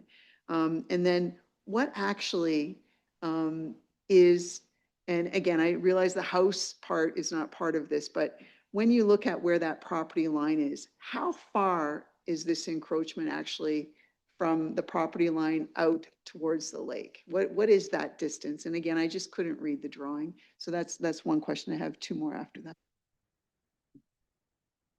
Thank you, Mr. Mayor. In terms of what the application is relative to what's existing, the existing deck and existing stairs are being replaced. So there isn't a set of stairs going to the west today, and there isn't stairs going to the west proposed. So the deck and the stairs are as existing. The dimensions are shown on a survey that we have, which is also in the report that a surveyor has set out. So that's how we know the dimensions of it. So that's based on existing. The actual distance from the property line to the westernmost part of the deck is 5.67 meters. I think I covered most of the questions there. Thank you, and I think you did, because there was mention of a survey, so it's good to know that you've either received that or it's coming soon. I guess I have, my other two questions are, there's mention of patio stones and a wooden walkway. And I want to know, are they calculated, and they're described in one place as being not permanent, but a wooden walkway is fairly permanent. Are the dimensions of the patio stones and the wooden walkway, are they calculated into the 51.3 meter squared encroachment area? Thank you, and through you, Mr. Mayor. So when we calculated the 51.3 meters squared, that included the walkway as well as the patio stones and the fencing along the south side of the deck. Thank you. That's good to know. I also just, and I realize we've just passed a fees and charges bylaw, which in the value showing up in this report reflects what's in there. I'm increasingly concerned, though, that, you know, this is a different kind of encroachment. You know, the value of the land, and when you say 5 meters, you know, that's the equivalent of at least 15 feet. The value, the assessed value of that land, it's waterfront. That has a much higher value in terms of land than an encroachment somewhere else in the community, which might be, you know, a laneway encroachment over you know, a scrubby piece of land, you know, a little triangle kind of thing. I'm increasingly concerned that we should consider in the future a differential fee for encroachment values, which takes into account some other factors, because, you know, it's calculated as about $500. And I know that there's some other fees. There's 3 that are mentioned there that someone has to work through to get to the agreement stage. But $500 or $600 to literally assume ownership, albeit the town has an agreement, but assume ownership of an area 15 feet by, you know, I didn't ask for the width, but 15 feet out into public land. That's pretty incredible in terms of pricing when you look at the value of real estate in our community. So I don't know if it's not really a question, it's just in the future, I really think there should be consideration given to these encroachment fees reflecting a little more accurately different land values and related to use and that sort of thing, because quite frankly, I see this as a bit of an inequity with some of the other ones that we've done, because this is a much more valuable encroachment that these people are having access to. I do also want to just encourage that attention be paid to ensuring that the size stays the same and how contractors access the site. There's a lot of congestion in that area. Stuff is built pretty close together. And there's been examples of contractors coming in on the beach side where there's been damage done. And so I'd like to hope that we pay attention to that. And also when work is happening, again, this is a busy area of Southampton, and we would assume that, you know, things will happen when the weather's good. Contractors can't just park wherever they want to park. There are rules about that. And so I just hope that there's messaging given that encourages proper access and also adherence to other bylaws. But I understand why we're being asked to do this, and I fundamentally, I guess I won't vote against it, but I do find that the fee situation extremely difficult to swallow, given the location and the size of public land that somebody is basically being given the rights to for 15 years. If they were having to buy that land, it would be a heck of a lot more than $500 a year for 15 years. Anyway, thank you, Mr. Mayor. Thank you. Are there further comments? Councilor Grace? Thank you, Mr. Mayor. I just wanted to confirm that the application, the revised application that we received this afternoon will be updated on the agenda because it's fairly different. The clerk. Yes, they, through you, Mr. Mayor, they will be added to the minutes. So, and it will be uploaded when the minutes go onto the website. Thank you. Are there further comments or questions? I was just wondering, maybe I'd ask the director, you recall the encroachment agreement that council did a few years back now on Shipley Avenue. There's a home there fronting the waterfront where where they did a large encroachment for a patio and gardens, et cetera, et cetera. Are we charging the same in this situation as we did in that situation, which is pretty comparable? Through you, Mr. Mayor, yes, that's the same. Thank you. So you've heard the resolution. It's been moved and seconded. I'll ask all in favor. That's carried. Okay, so now 9.3 has been struck, so we're moving on to 9.4, which is with respect to a high street speed limit and stop signs bylaw and the manager of engineering. Good evening, and through you, Mr. Mayor. Tonight, I am presenting the bylaw needed to implement the traffic control measures that were part of Council's approved final design for the High Street reconstruction project. Back in November 2024, Council endorsed a design aimed at improving safety, accessibility, and the overall pedestrian experience in downtown Southampton. That design included introducing a 30 km/h speed limit, all-way stop controls at key intersections, and supporting features such as bike symbols and improved pedestrian crossings.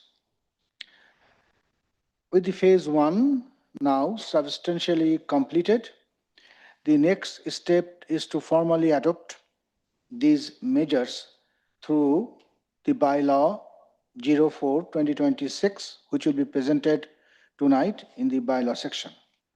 Sets the 30 km speed limit and establishes all-way stop locations from Dominion Lookout Point to Grey Street.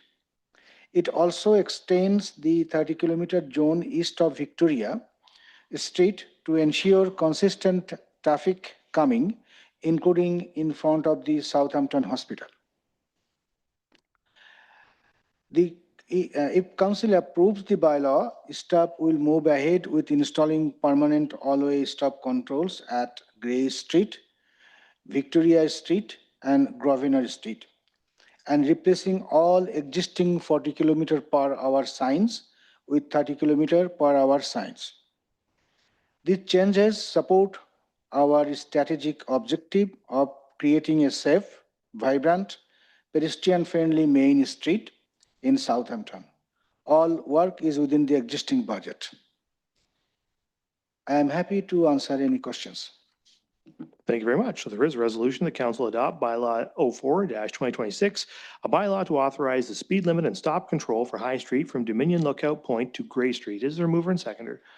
Moved by Grace, seconded by Davinsky. Questions or comments from the members? We'll just come around this way. We'll start with Councillor Grace as the mover of the resolution. Councillor Grace, and then Davinsky, and then the others. Thank you, Mr. Mayor. I just want to say thank you, Rahul. I agree with the proposed changes, particularly that stretch from Victoria to Grey, adding that on, which we wouldn't have expected.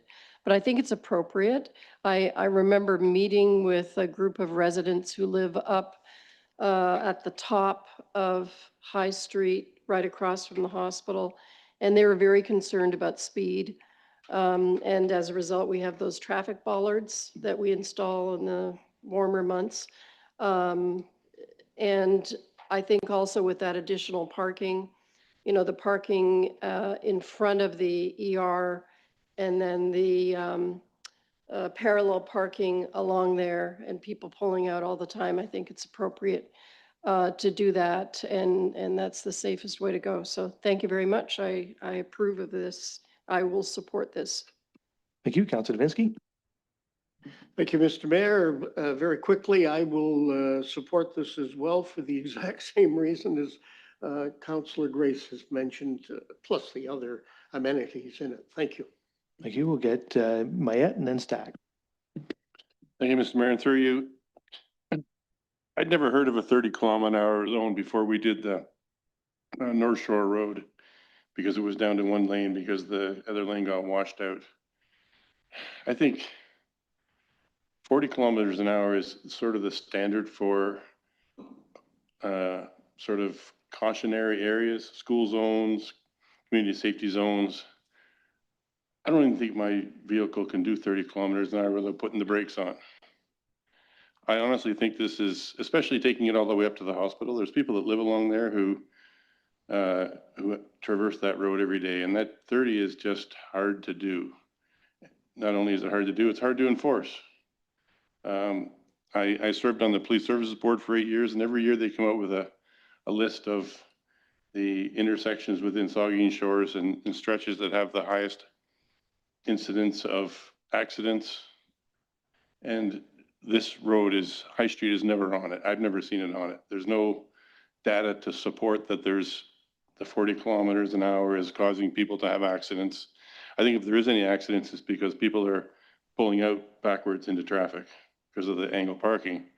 So I can't support 30 kilometers an hour anywhere unless it's on a pedestrian only street, which is the next step. Maybe we'll just make High Street a pedestrian only street, because bicycles these days can do 30 kilometers an hour, electric bicycles. So that's just my thoughts on the matter. I presume it'll get approved, but I'm on record as not being in favor of it. Thank you. Thank you, Councillor Stack. Thank you. I wish I could run 30 kilometers an hour like you're suggesting. I would be much better performance at the Huron Shores run. So I think probably going to say something opposite of the councillor, but that's fine. So I think when I was door knocking back in 2022, the feedback I often received from Port Elgin residents are that the cars are running, or is that the cars drive too fast. I think it's Bruce Street, Waterloo Street, Bricker, and Wellington. I live at the corner of Bricker and Wellington, and I'll tell you, particularly in the summer, cars speed past. There are kids, I live on a street of retirees, plus me. So there are folks across the age demographic. There are pets, there are animals that are going through, and it is a particular disruption when you are in a residential community and cars are whizzing past. So I think this is great. I think particularly on High Street, where in the summer in particular, there are throngs of people everywhere, and there are often kids on bikes on the sidewalks and bikers on the sidewalks because of concerns around safety. So I think this is a great step. And in fact, I'd love to see this speed limit applied on more of the artery streets in Port Elgin as well, because I think we do have a real speeding issue. I've seen it. I think if you speak to any resident, particularly parents with younger children, it's probably their number one concern is actually the speed of cars, particularly in the summer, because 21, I think we all are spoiled for I'm going to use the air quotes here, traffic. I think residents get very frustrated with the backup of cars in the summer. And so they take the artery roads and they sort of speed past. Like I've had to manage my lead foot as a result, because as I've crested 40, I've become more aware of the impact of speed. So I do think this is great. And I would love to see reduced speed limits on some of the artery roads in Port Elgin as well. Thank you. Further comments? The Deputy Mayor. Thank you, and through you. I hope everybody has had a chance to traverse up and down High Street a few times. I'll just comment first that the number of people who've suggested to me that they now get it, they understand what we were trying to do with curb extensions and that sort of thing at intersections. And also during the Southampton Santa Claus Parade, there was a great deal of attention paid to, in particular, a couple of fire trucks and a snowplow making that turn off of High Street onto Grosvenor. The crowd didn't move, and I'm pretty confident nobody got hit, and they made it around the corner quite nicely. I think there's a general acceptance of what the point was now. I still do, though, notice a lot of people who don't know where to stop. So I hope that all of this activity puts a more permanent kind of situation on those four-way stop intersections, and more people get used to just where they need to stop. Because, and I do find now that there's a general slowing down, and people are even letting pedestrians walk across the road. You know, that there's a sense that, okay, we have to stop, you know, we got here before they did on the corner, but let's let them walk across. I did want to ask one question, and I have a comment to make about the speed too. It does say, the report says clearly marked pedestrian crossings. Can I just ask, is that will be paint on the asphalt once we get the next, the final lift of asphalt down in certain locations, which I think will more clearly define, you know, where you should stop, but also, you know, again, reinforce the idea that it's more about being out of your car than in your car when you're downtown. But are we talking about paint on the asphalt, you know, hatching or something to delineate the pathways across the four corners of these four-way stops? Thank you, and through you, Mr. Mayor. Yes, actually, we are now considering the like multiple options. So we actually had in the contract the concrete crossing, but considering the construction duration and the curing time that we will need for concrete crosswalk, it will be like 3-4 weeks. Again, we have to shut down Highway 21, High Street. So that's why we are just now thinking some alternate options. Maybe stamping asphalt. That will be a permanent kind of solution. And we also did some our own research that is stamping asphalt is last like 20 years, very similar like concrete crosswalk. So that is also will be included at the end of the project. We'll be doing the permanent crosswalk at all 4 intersections. And we received a request from Southampton Liaison just to make some different paintings for the Huron and High Street with some letters and other things that we are also considering. Yeah. We need, Rahul, turn your mic off there, would you? Thank you. Thank you for that. I hadn't considered stamped asphalt, so that'll be interesting when you have a couple of options. One further comment, and then I want to say something about speed. I was concerned about the angle of the angle parking initially, but it is working. So, you know, even big trucks, I'm noticing, you know, if they're in the slot, there still is room for car doors to open. So I really hope more people are taking advantage of just traversing and trying different elements of it, because I think there's great potential. The comment that Councillor Mayette made about speed, I spend a great deal of time each year on Miramichi Bay Road, house sitting for folks who go away. And when it was 30 kilometers, it was incredibly hard to do. Like you can't drive that slow. And that was a very long stretch. And, you know, it was very rare that anybody even approached that. What I'm finding on High Street is, forgetting for the moment the stretch from Victoria up to Gray Street, the activity that's present between Victoria all the way down to Huron and further along down to the lake, to the Big Flag, traffic is slowing down because of the four-way stops and because of, you know, just the freshness of the street, the new asphalt, the bike lanes painted there, the stretch in the middle. Like traffic, anybody who's driving fast there is really endangering far beyond, and they have no capacity for caring about other people at all. Because what I'm finding is most people are just driving appropriate to the situation.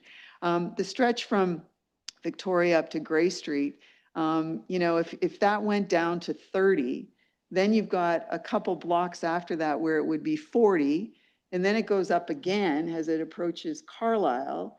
And, you know, that's very confusing. So I'm, you know, all for slowing speed down and that sort of thing. I just find it's happening already.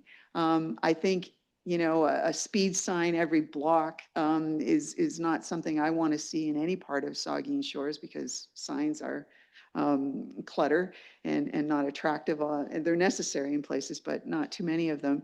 And so I'm really, you know, supportive of what Councillor Mayette has said, in that I don't, you know, the enforcement aspect of a 1 block stretch, when the other blocks are already, because of other measures being implemented with the High Street Rejuvenation project, their speed's already being impacted.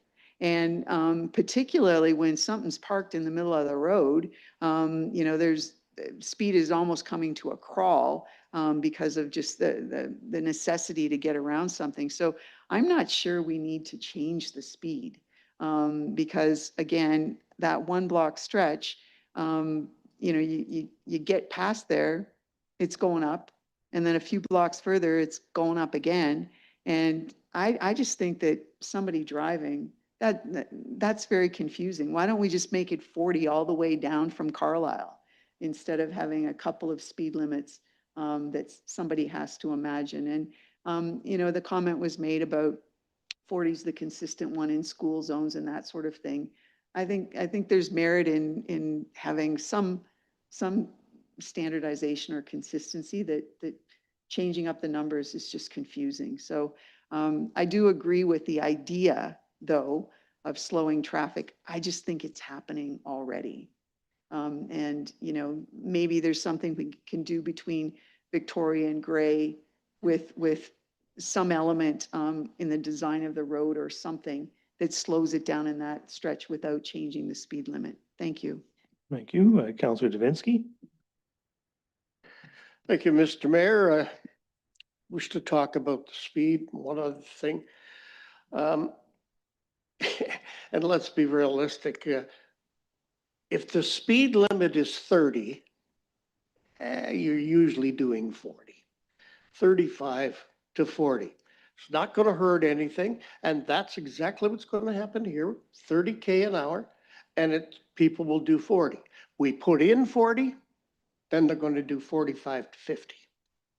And that's, personally, that's where my concern is. 30, I think, will best monitor the speed on High Street where we need that sort of thing. People are going that slow anyway, or pretty darn near that slow, looking for a parking spot and negotiating trucks that may be in the middle, looking for a store. So I wouldn't want to put it up to 40 because then we're going to press pedal a little further. And next thing you know, you're up to 45 and maybe 50.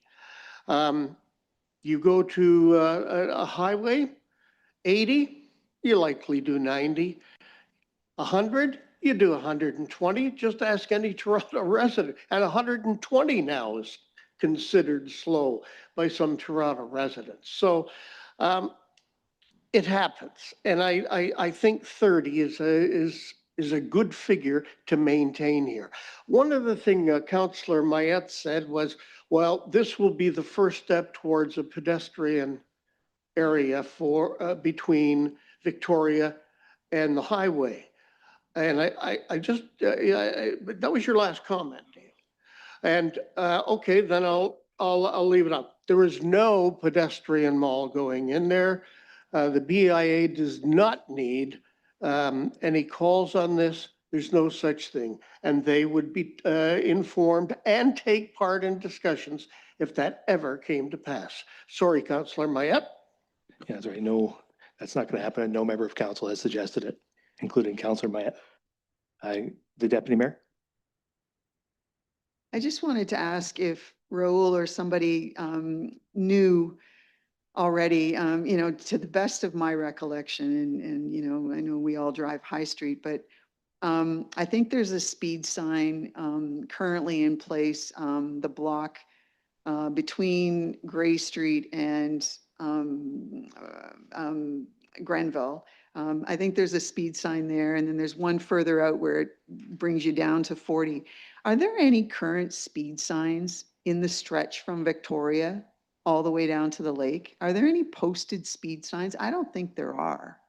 But I'm just curious, do you have an awareness of where existing, the reason why I ask that is that, you know, I'm all excited about the changes, of course, but I even find myself now kind of catching my breath sometimes because, you know, those four-way stops until you get really used to them. So I just, you know, I think there's enough going on the street that I don't even know where you'd put a street sign that it would even be evident that the speed's going down to 30 here. Where is that location? With angle parking, the signs are well off to the side of the traveled portion of the road. And, you know, again, do you know where the existing speed sign is that even says 40? I think it's above or to the east of the hospital. But are there any in the other stretch of High Street all the way down to the lake that you're aware of? I don't The know. manager of engineering.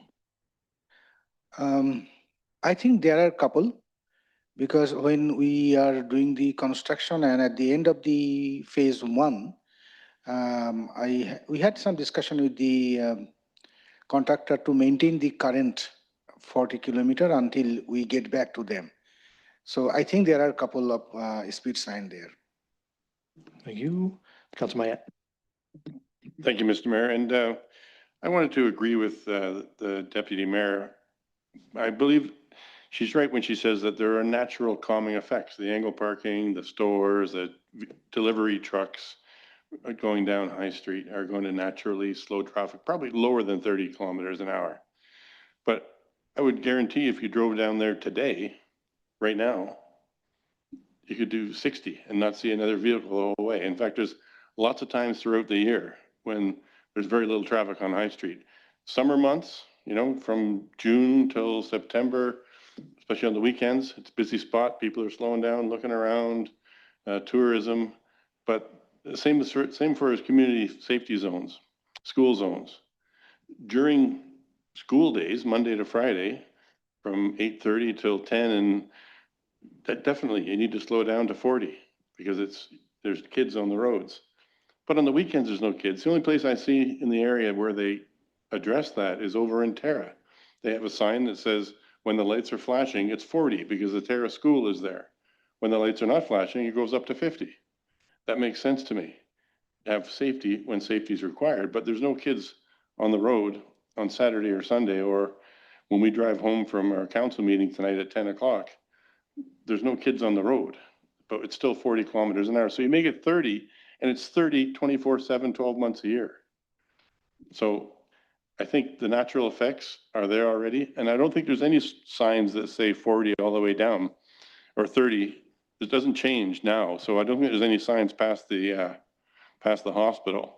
And then you go down, we're going to put a sign up. It says 30 here to the lake, I guess. And then when you get down there, you turn on Huron, it goes back up to 40 again. And then you turn on to the Lake Range Road and it goes back to 30 again. I mean, we're just causing mass confusion. And if anybody gets a speeding ticket, they're going to go to court and say, so many different speed limits in this town, I didn't know which one I was in. So right now we have it, it's 50 on the arteries, 40 everywhere else. It works.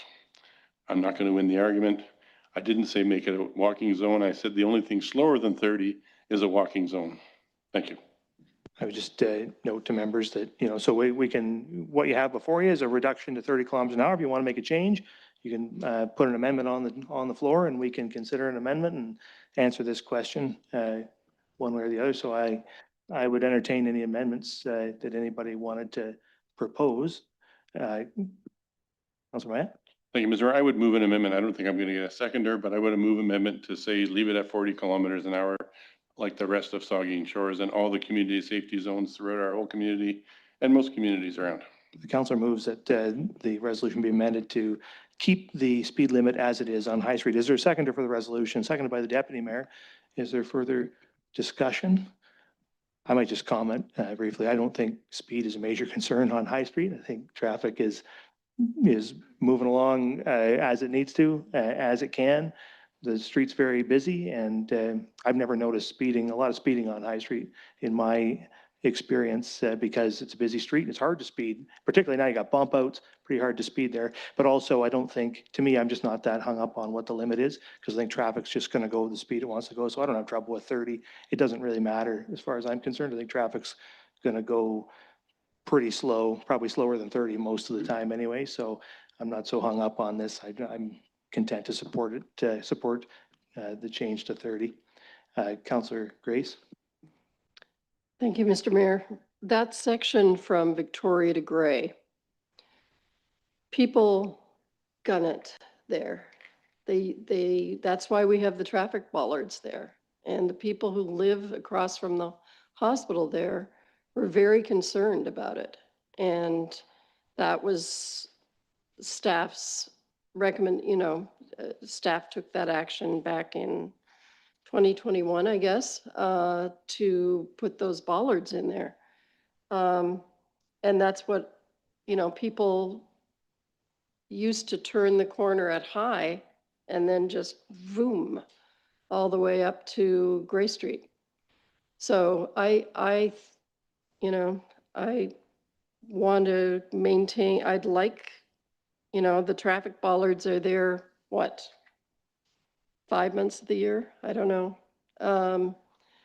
And I'd like to honor those folks' concerns. Okay, Councillor Mayette. I would say that there are other ways you can do it. First of all, the enforcement would be difficult for the police to sit there, and I don't know if their speed guns go as low as 30 kilometers an hour, but for them to enforce somebody doing 40 or 30 is really hard for them to do, I believe. And the second thing is, if you want to slow people down in the area where the bollards are, put a speed bump in. That's going to slow people down. I know they're a problem for snow plows in the wintertime. Put in the removable ones. They have the ones that have posts in them, and you take them out in November and put them back in April. It can be done without making confusing speed zones all over our community. Thank you. Thank you. So there is a resolution to leave this limit as it is. If there's no further discussion, I'll ask. This is the voting on the amendment to essentially remove the speed reduction from the bylaw. That's what we're voting on. Is everybody clear? Through you, Mr. Mayor, Oh, I just sorry. want to make a comments here. Yeah. Actually, this 30-kilometer speed we have in our design from the public consultation. There are significant requests from the public in our PICs to make this speed limit 30 kilometer. And just in addition of Councillor Grace, our public works and also we received multiple requests for Gray and High to implement that four-way stop sign because of the speed and some dangerous turning at the intersection. That we recently received, I think last year, 2025. So. Yeah, no, so we're focused for the moment on that speed limit. Thanks for that context. If there's nothing further, I'll ask all in favor of the amendment. And opposed? That's defeated. So now we're back to the main question then, and it has been moved and seconded. Is there any further discussion on the main question? I just wanted, for one question I had, and it's not to do with the speed, it's just to do with the four-way stop down at, anywhere where there's a four-way stop that has a turn lane in it, a left turn lane, particularly Grosvenor Street. It's a weird four-way stop, and I'm not going to oppose it, but I just wanted to hear from you, Rahul. Like, to me, having people have trouble navigating four-way stops as it is, right? And then you add a left turn lane into one portion of it. And so you could have potentially have 6 cars pull up at the same time to that four-way stop. And I have no idea who has the right of way. I'm not sure, like most people don't know who has the right of way on a regular four-way stop. And I'll throw myself in there. I don't either.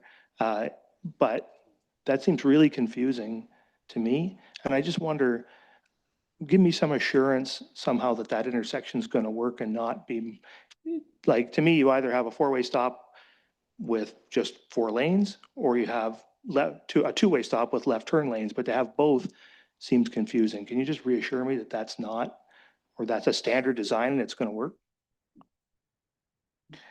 Thank you, Mr. Mayor, and through you. We also had the same question to consultant, and the response that I had to you, that's actually reflected the comments from consultant. Personally, I actually experienced very similar configuration in couple of locations. Like if you go to any mall, you will see when you enter any mall, they have this kind of configuration, that one left turn and one right turn. So like with multiple lanes, and they have stop signs on that, and they are working perfectly. Like lots of pedestrian crossing on that kind of stop control. So it is working there. So that's from my experience, I would say, yes, it will work. Thank you for that. That is very reassuring. Okay, so if there's nothing further, then I'll ask all in favor. That's carried. Opposed, if any? Carried. Thank you.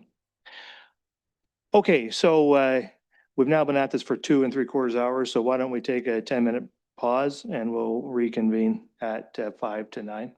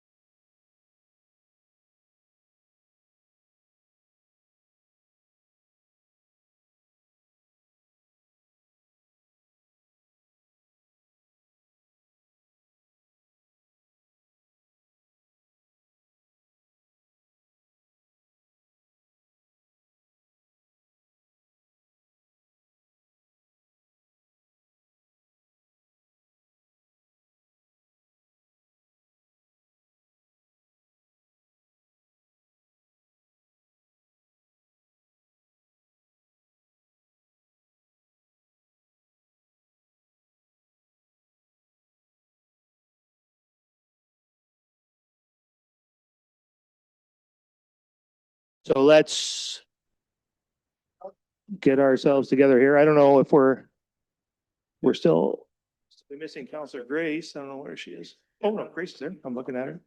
We have everybody. Yeah, we've got everybody. All right.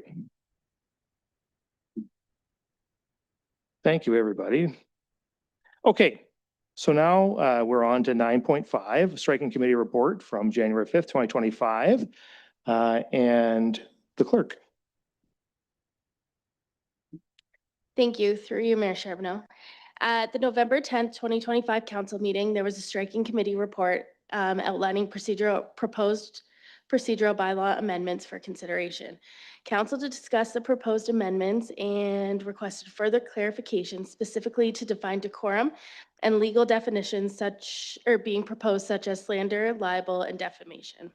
These concerns have been addressed in the updated proposed bylaw by defining decorum in the definition section, removing the need to reference slander, libel, and defamation. These proposed amendments are for discussion and provide the necessary notice. If council finds the amendment satisfactory, the bylaw will be included in the agenda for January 26th to be considered for adoption. I'm here to answer any questions you may have. Thank you. So there is a resolution. The council approve a bylaw to amend the procedural bylaw as presented. Is there a mover and seconder?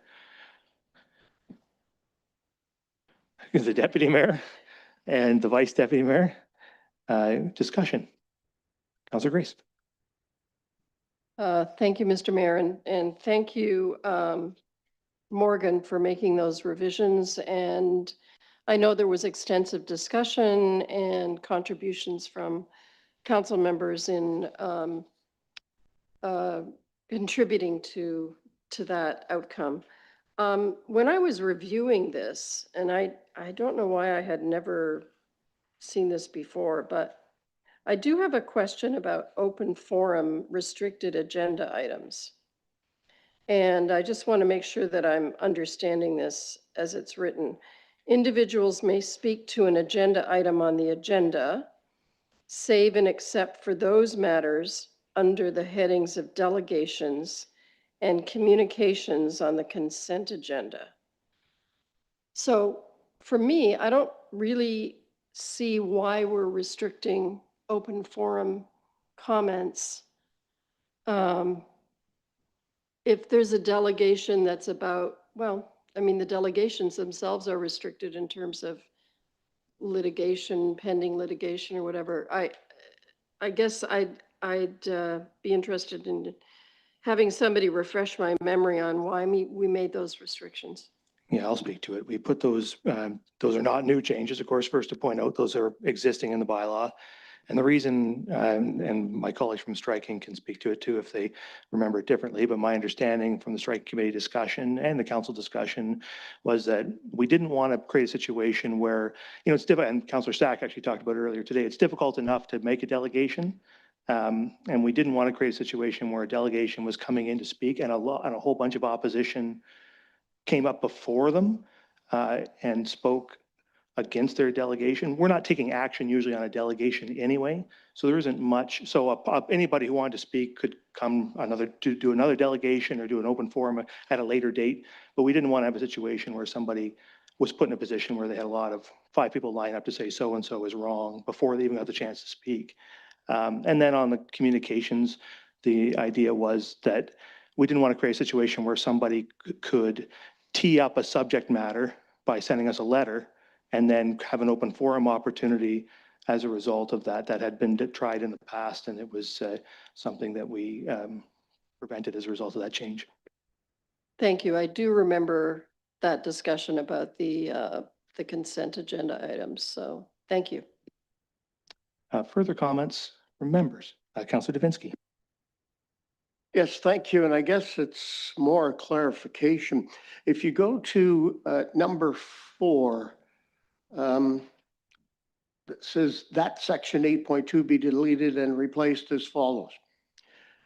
And it says that any member of council, prior to the preparation of the agenda, file in writing, including email, etc., something that they want on the agenda, but they have to do it by noon, 5 business days before the commencement of the meeting of council. And so that would put it, if I wanted to be on this Monday's council meeting, I have to do it this Monday because it's 5 business days, so don't count the weekend. Is that correct? The clerk? This is for delegations. So open forum can come at any time. They are not restricted to provide information ahead of time. For delegations, we do ask that the material be sent 5 days in advance. It allows us to prepare the agenda. We have to review the items and go through it, make sure everything is in order.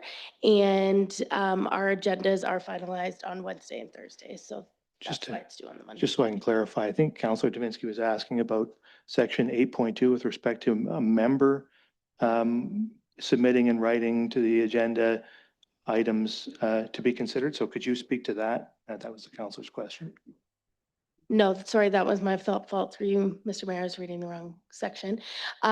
Yes, that is so that the agenda can be prepared. We tend to compile all of the documents on the Monday. They get approved on the Tuesday, and then they're published by Thursday. So we do ask that they are available 5 days in advance. There are obviously circumstances in which things come up last minute, and we can discuss it if that did come up. But yes, 5 days is the standard. Okay, and just to be clear, I see you've scratched out council or member of a committee. So any member of what? The public, the council?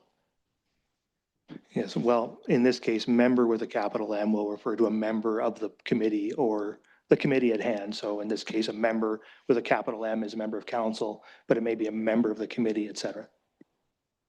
Okay, thank you very much for that. That clarifies. Thank you. Are there any further questions or comments? Councillor Stack. Thank you. So I think some of the changes with the definition of decorum, I think makes sense. I think it reflects some of the feedback I had provided. I'm going to continue to sort of beat this horse to death. I'm still concerned just with our continuing concern with restricting access to the public forum. And I'm reviewing this again. I actually don't quite understand why we can't allow people to speak on a matter that's beyond the jurisdiction of the municipality, particularly when it comes to provincial matters. I think this is one of the only forums people have to speak publicly. So it's a bit late now, but I don't really like that. I'm not gonna approve the changes simply because I remain concerned with the perception that we're trying to restrict access to council. I think we heard some feedback today where residents are concerned. I think good discussion there, and I think open forum provides those opportunities. So I continue to be concerned with our restrictions on open forum and delegations. Thank you. Are there further comments? I might just comment, and I absolutely appreciate those comments as well as the comments from the members of the public earlier today and things we hear from the public about, and I hear lots of things from the public about, how council meetings are managed and opportunities to speak at council. I think the important thing to note is, and it's funny, actually, we talked about even earlier today, we're talking about Westminster, the history of the Westminster system and whatnot. There is no legislative body that operates without procedures and or where there's an absolute absence of restriction on speech, right? All of us have limitations, including members of council, members of staff, and members of the public in here on what they can say, on what issues they can bring forward, how they have to speak. This is not Facebook. This is a controlled environment where speech has rules and where procedure has rule, or where process is imposed on debate. And so, I think making sure that we have a bylaw that allows debate to proceed in a way and allows council to do its business, the people's business in an efficient way is a good thing.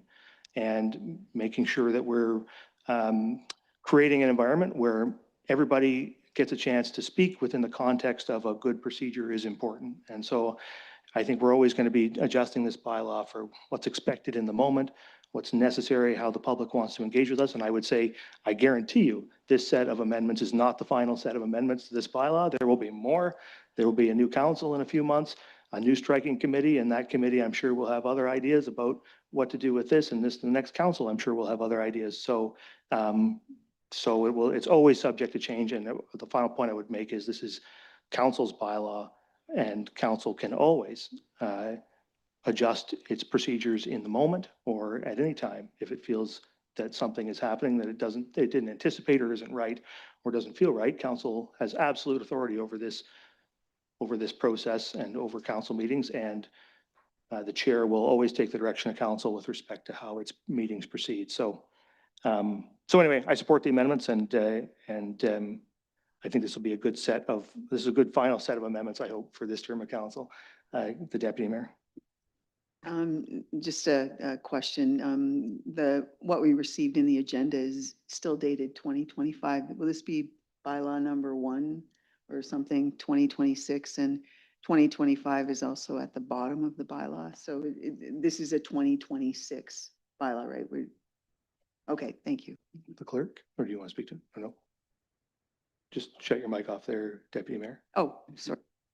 Sorry, through you, Mr. Mayor, that probably was an oversight on my part. This is just the draft agenda, or sorry, the draft bylaw. But when it comes to council, it'll be finalized and all the red will be removed and the highlights and everything, and it'll be cleaned up. Okay, thank you very much. So there is a resolution. It's been moved and seconded. I'll ask all in favor. That's carried. Thank you.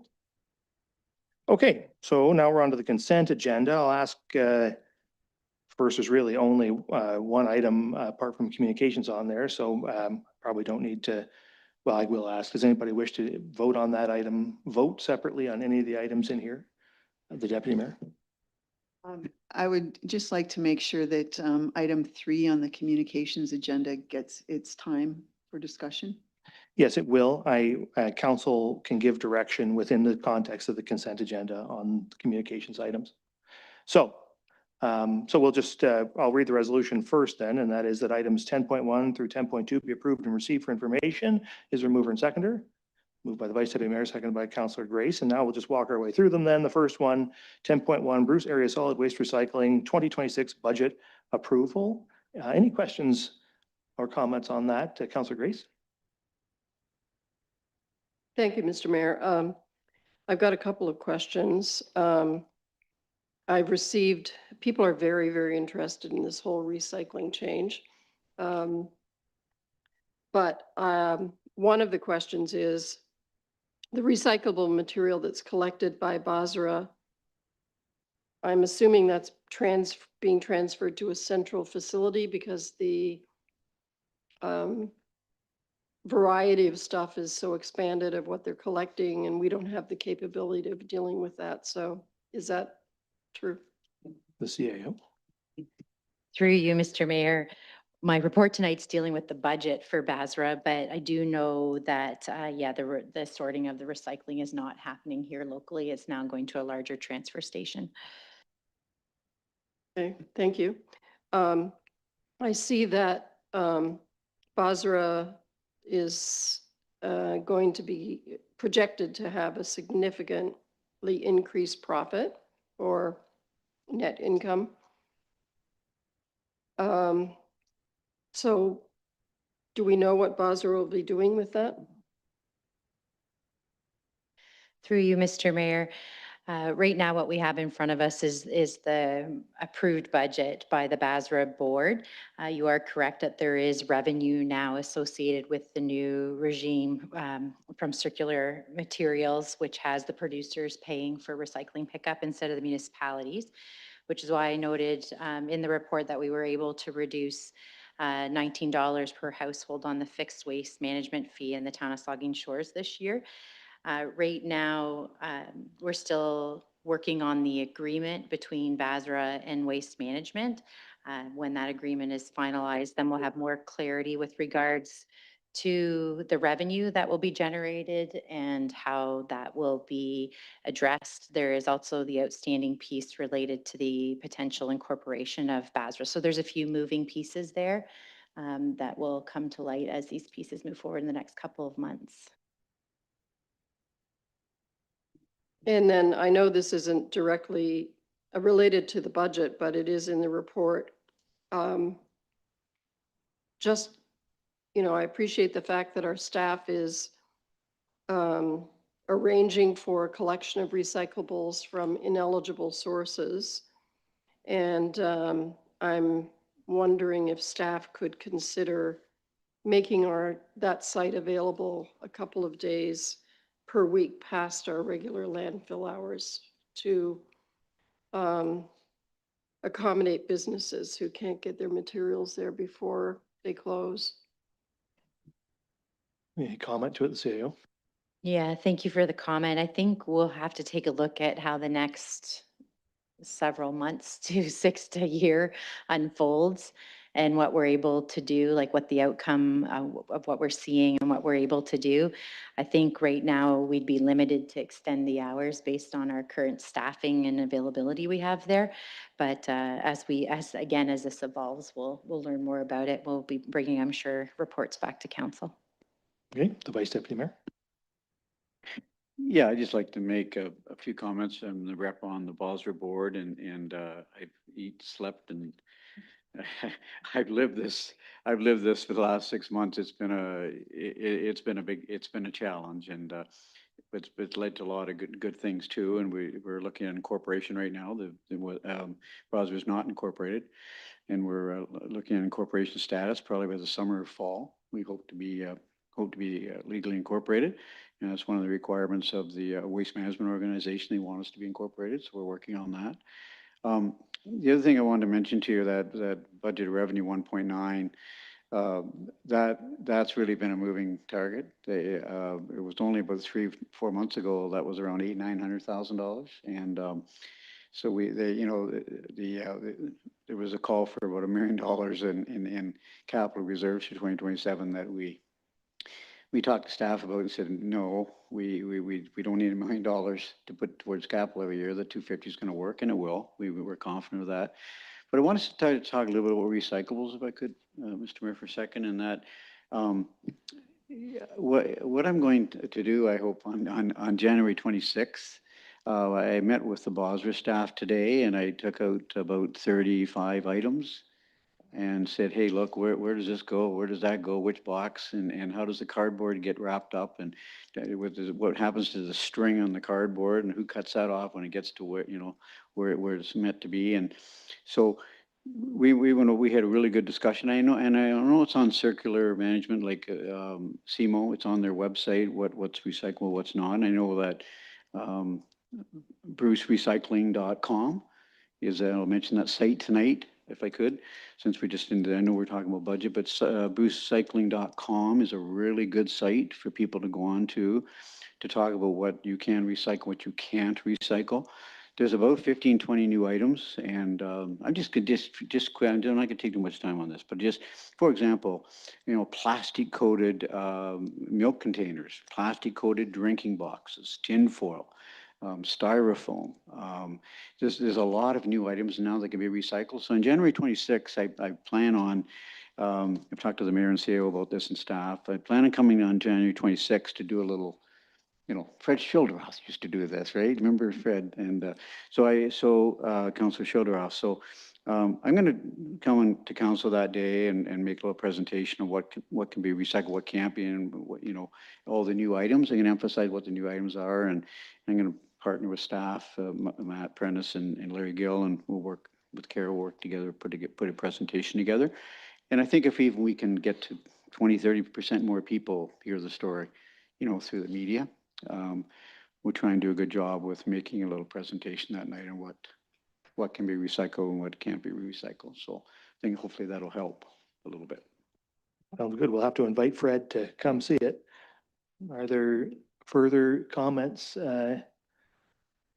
Questions? I think it is, it's a good budget. And what's great about it is that $1.9 million surplus. And I think a great opportunity, and there's a lot of water to pass under the bridge before we actually have that surplus. I know that, but I think, even if it was some portion of that to generate a profit from our operations, our recycling operations, that will be a positive thing for us and for all the other partner municipalities soon to become shareholders in Basra. So I think it's a, a pretty good-looking budget from that standpoint. So I'm very pleased with that.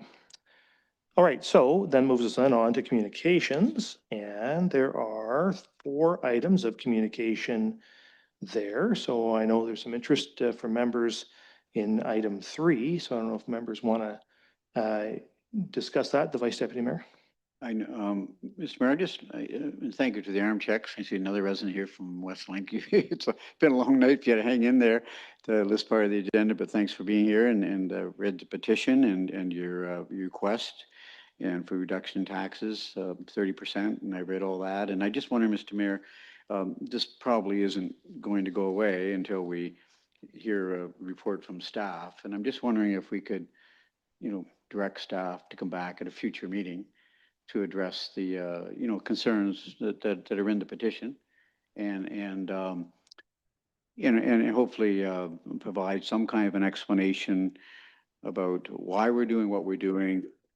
Is there an opportunity for tax relief, which they're asking for? I don't have the answers, but I imagine staff will have a lot more to say about it. And I just think we need to put something in front of us that we can, consider in the form of a staff report. So that would be my recommendation, is that we at least get it to staff for some direction. Yeah, and I think there's already work going on a report on this very subject. So I think it would be appropriate for staff, for council to refer this to staff for a report. So I don't know, is there a mover and seconder to refer this petition to staff for a report? Moved by the Vice Deputy Mayor, seconded by the Deputy Mayor. Any further discussion on the motion to refer? Yeah. Hands going up and down. No? No further? On the motion to refer, Councillor Mayette? Thank you, Mr. Mayor, and through you. I'll be supporting this motion to refer, but I would like to add in there that, like we've heard from staff before on this issue, we've heard how the condominium agreement is it goes against the municipal infrastructure and the way we run our garbage collection, and that I think we need to give some direction to staff besides just consider this. I think there has to be some fairness applied. There's clearly 2 standards of service being applied in this community, and it doesn't make sense. If you're paying the same taxes as the person right around the corner from you, we need to step up and, talk with the condominium association, talk with the condominium landowner, and come up with something that works for these people, because this has been going on for far too long. That's all I like to say. Yeah, I think we will get the opportunity to give direction to staff when they come back with a report. Maybe could we get some sense from the Director of Operations as to when you expect to report to council on this matter? So the intention, as spelled out in the 2026 business plan, was to consider this as part of the waste management roadmap and waste management master plan, because this touches upon many things. It touches upon garbage pickup budgets. It touches upon the possibility of in the future implementing source separated organics. If we added condominium developments to that, that would expand that area of impact. And obviously the recycling transition also impacts this, including the fact that in 5 years' time, in theory, according to the current plan, locations like this are supposed to get curbside pickup of recycling. So consequently, we had intended to look at this issue as part of the Waste Management Master Plan, which puts quite a timeline on that, because the Waste Management Master Plan would not be coming, in another month or 2. It would be coming sometime later, in probably Q3 at the earliest. So if you wish this to be looked at separately, it would be looked at in isolation, without looking at all the other aspects of waste management that we wanted to look at the same time. That is an alternative, but that's not what we intended to do. I might add also that consistency, even within the condominium developments in Saugeen Shores, with respect to these services of recycling and garbage collection, isn't the same everywhere anyway. There is no one pattern we can point to say that this is, if there's a private road, nothing ever gets done. Some of the existing arrangements are artifacts from before amalgamation. So we have a wide variety of practices, and we wanted to look at it all very holistically from a very high level. So it's a complex question. I guess the question for council is, do you want to direct staff to, so we have a motion to refer on the table. Is it a motion to refer for a report in the near term on this question alone?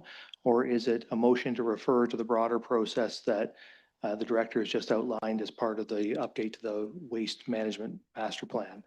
So we need some clarity on that subject. Councillor Grace? Thank you, Mr. Mayor. I wanted to add that before the Christmas break, I contacted our county planner to see if it was appropriate.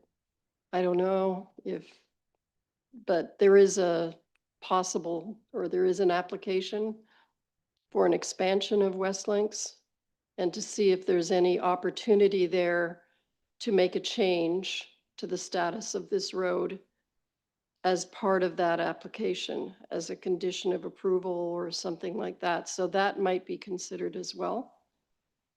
Yeah, I just think we're looking at this more, a little more generally than just Westlinks. Obviously, Westlinks are the folks who've written us this petition, but it is a question that pertains to quite a number of condominiums across the municipality. So it's hard to solve it only in Westlinks and not, or to have an answer for one and not for the others. So I think what we need to do is give some direction to staff. I mean, you could direct them specifically on this and say, we just want you to solve the Westlinks question.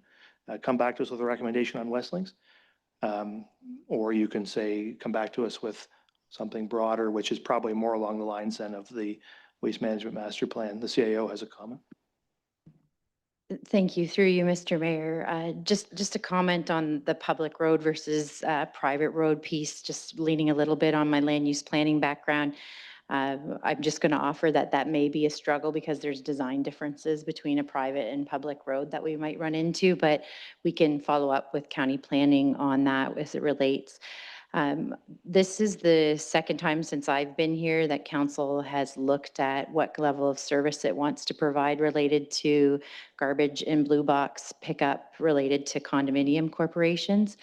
So I just wanted to table, I know the director made a generous offer to bring back this in isolation, but I think by looking at why we put it in the business plan, looking at it a little more holistically, is it could deal with the breadth of the issues that are in front of council as it relates to the condominiums and how we handle them. So I know both are on the table for council consideration. I guess I'm saying, because this is the second time, if we look at it in isolation, to Councillor Mayette's comment, I'm pretty sure you know what the recommendation is going to be from staff. But we were hoping through looking at it more holistically and across the board, which would take longer, that we could look at some further options for council consideration.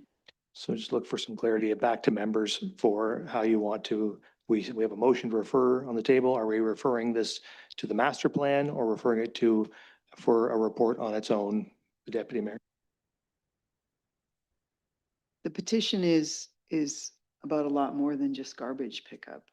So I am understanding, two conversations here, but in response to the petition, it's so I see the merit in what the director said about within the waste management plan, and even the transportation master plan might have something to say about roads, but their petition is indicating a concern that they're being taxed without receiving services.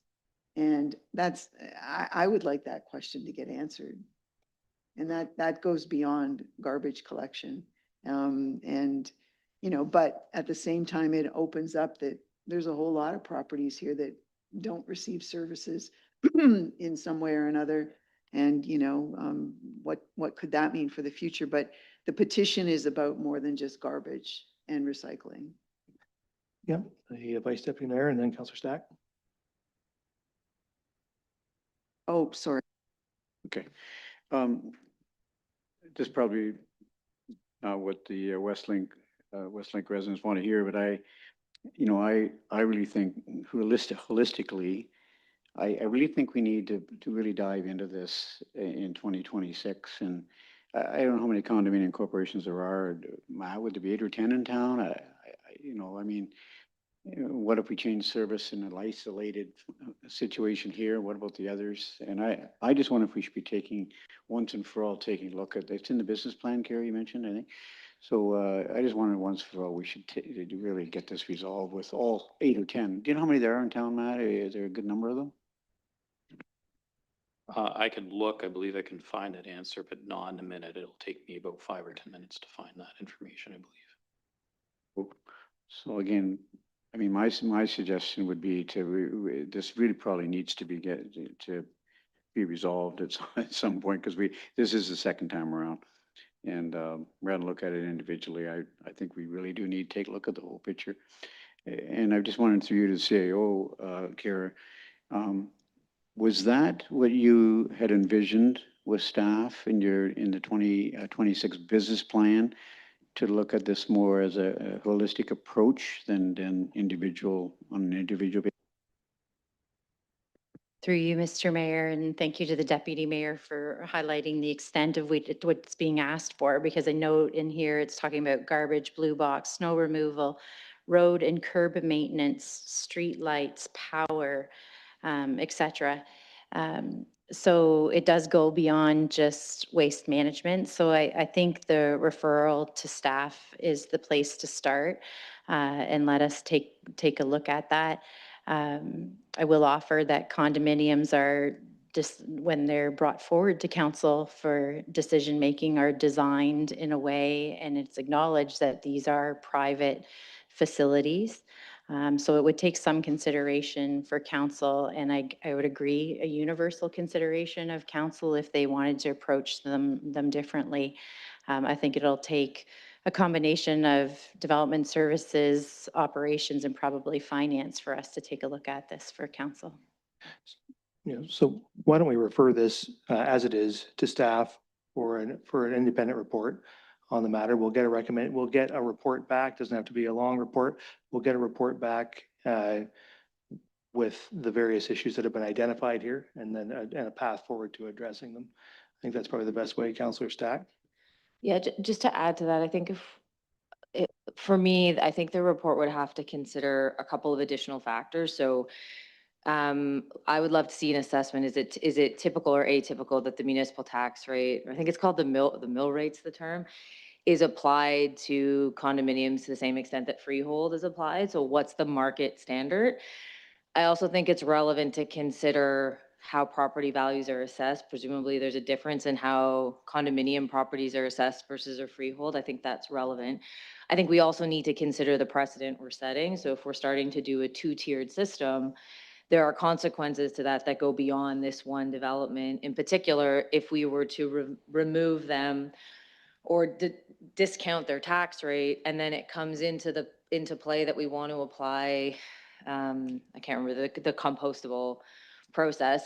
And so how do we go back and enforce an increased tax rate if they want, so you can't, I understand the concern, but I think we have to be really thoughtful in the issues. I think it might almost be better, my view is we refer to staff an issues list. So before the report, an issues list to ensure we've contemplated all the items that have to be considered, so that when we make the decision, we have a full comprehension. I'm not saying I'm for or against one decision. I just think there's a lot of factors that even amongst the table here, we probably haven't written up, and staff needs a bit of time to think it through. Yes, I think that's what we'll get if we refer this matter to staff just as it is. Councillor Mayette. Yes, Mr. Mayor, quickly, through you, I think what things we need to consider, first of all, is what is the incremental cost to pick up garbage and recycling for this stretch of 10 homes, really? And if the report comes back, please include what's the cost of just stepping up and doing the right thing and picking up the garbage for this one street. I mean, we pick up 2,000 or 3,000 homes every week. One more row of 10 houses isn't gonna break the budget. And consistency is a great thing to have across all these condominiums. If there's 8 or 10, I don't know how many there is, but it seems like if there's 8 or 10, then 7 or 9 of them are already happy with the service they're getting, however they're being serviced. It's this one that we keep hearing from. Yeah. All right. So we're considering the motion to refer. Councillor Davinsky, you have a comment? Thank you, Mr. Mayor. I comment because I'm involved in this. I don't know if that's a conflict, not in Westlinks, but elsewhere. I live in a condominium. If you came into my complex, you wouldn't know it's a condominium. It looks like 32 single-family dwelling units is what it is, but it's still a condominium. There are other condominiums. There's that apartment on High Street there, just at the corner by Rexall. That's a condominium, but it's in an apartment. So they are just, I don't know what they're doing with their stuff. They're putting it into bins or whatever. So there is that, there's a lack of universal for all. And I have always maintained, and I still maintain to this day, that we in my complex are getting taxed for services we don't get. And we have to pay in addition for snow clearing, spring road cleaning. Matt and I have been through that several times. We pay our own power, our own light standards, and so on. But our tax is based on being a single family dwelling in town. And whatever the tax is, we're going to approve a tax bylaw here. That's what we get nailed with without all the services. It's a big mountain to climb. And if we're going to climb it, we have to do it slowly and fairly. Thank you. Okay, so we're considering the motion to refer. If we refer it, we'll get a report back from staff, which will set us down the path to answering some of these questions. Is there any further discussion on the motion to refer? If not, all in favor? That's carried. Thank you. Okay, so now we're on to motions and notices of motion. Councillor Grayson. Oh, yeah, sorry, I apologize. There's probably more comments on some of these other No, communication. I'm going back to did we vote on approving the Basra budget? No, we don't have to. It's part of the consent agenda, so I will have to, what I didn't do was call a Okay. vote on the Okay, consent thank you. agenda. I moved on thoughtlessly. So are there, first I should go back and say, are there any further comments on the other three items of communication, the deputy mayor?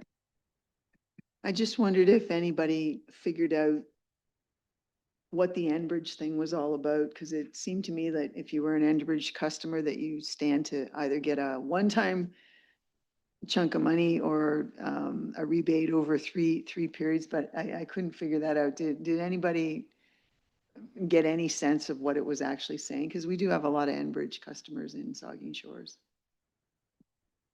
I'm not sure I can answer that question, but we'll get back to you. Are there further comments? Councillor Mann. Thank you, Mr. Mayor. I'd like to speak quickly in favor of this Wasaga Beach motion for their emerald ash borer problem, which we have a similar problem. There's dead ash trees up and down the side roads, particularly as you get down below the hill, if you will. And the burden on the staff is going to get really high. These trees are now dead for 2 or 3 years in some cases, and the thing about ash trees, they get brittle. Sometimes they fall right on top of police cars, but they get brittle and they snap off. And we've been having these windstorms. We've had quite a few broken trees, and some of them across the road. I've cleared a couple off the road myself. So I'd like to, what do we do? Forward or pass a motion to endorse that motion of Wasaga Beach? Yeah, so the councillor is moving a resolution that council support the resolution from the town of Wasaga Beach with respect to advocacy for funds to effectively manage emerald ash borer infestation. Is there a seconder? Seconded by the Vice Deputy Mayor. Further discussion? Seeing none, all in favor? Carried. Anything else on the communications? Seeing nothing, then we will, the resolution with respect to the consent agenda has been moved and seconded. I'll ask all in favor. That is carried. All right, so now we're on to motions and notices of motion, and there is a notice there. Councillor Mayette. Thank you, Mr. Mayor. I'd like to, with council's approval, have that motion considered tonight. I'd like to have this motion passed if appropriate prior to going to the Roma conference in a week and a half. So the councillor moves that this item presented as notice be considered as a motion this evening. Is there a seconder for the resolution? Seconded by Councillor Stack. Any discussion? All in favor? Carried. All right, so this item will be considered this evening, and so I will read it. It's resolved by Councillor Mayette, seconded by the Vice Deputy Mayor. Pardon me, Councillor Stack. Sorry. It was moved by Councillor Mayette, seconded by Councillor Stack. That whereas the Saugeen Valley Conservation Authority, the authority was established in 1950, 75 years ago, by a group of municipalities as a response to problems associated with flooding, and whereas the town of Saugeen Shores is the single largest member by apportionment in this collection of 8-member municipalities, comprising of the main channel and mouth of the Saugeen River at Southampton, the town of Saugeen Shores is the largest contributor of annual levies that cover the operation of the authority, and whereas the member municipalities cover 44% of the operational costs of the SVCA, 7% coming from the provincial funding, and the remaining is generated through internally generated revenue and permitting fees. And whereas the fees charged by the conservation authorities have been frozen for 3 years, which has had the effect of shifting the financial burden onto levies and by extension the property taxpayers. And whereas the Provincial Conservation Authorities Association, Conservation Ontario, has and continues to provide the respective authorities with guidance, oversight, and consistency of regulation and application. And whereas the development of the agency is proposed to be funded by municipalities and serves only to add another layer of government bureaucracy, which by definition will serve only to increase financial burden on member municipalities. And whereas one of the stated objectives of the agency is development of a single digital permitting platform. This approach will serve to alienate a significant portion of our residents who do not have access to internet services due to the rural location or due to religious beliefs. And whereas the SVCA is located in a primarily rural geographic region that due to proposed consolidation of 7 authorities will be seemingly overshadowed by much larger and more densely populated authorities with much larger urban components. And whereas the SVCA has worked hard to achieve a streamlined and efficient operation and service delivery model due to, in large part, to the direct oversight by a board comprised of member municipalities appointed and elected officials. And whereas the proposed consolidated Huron Superior Authority would be comprised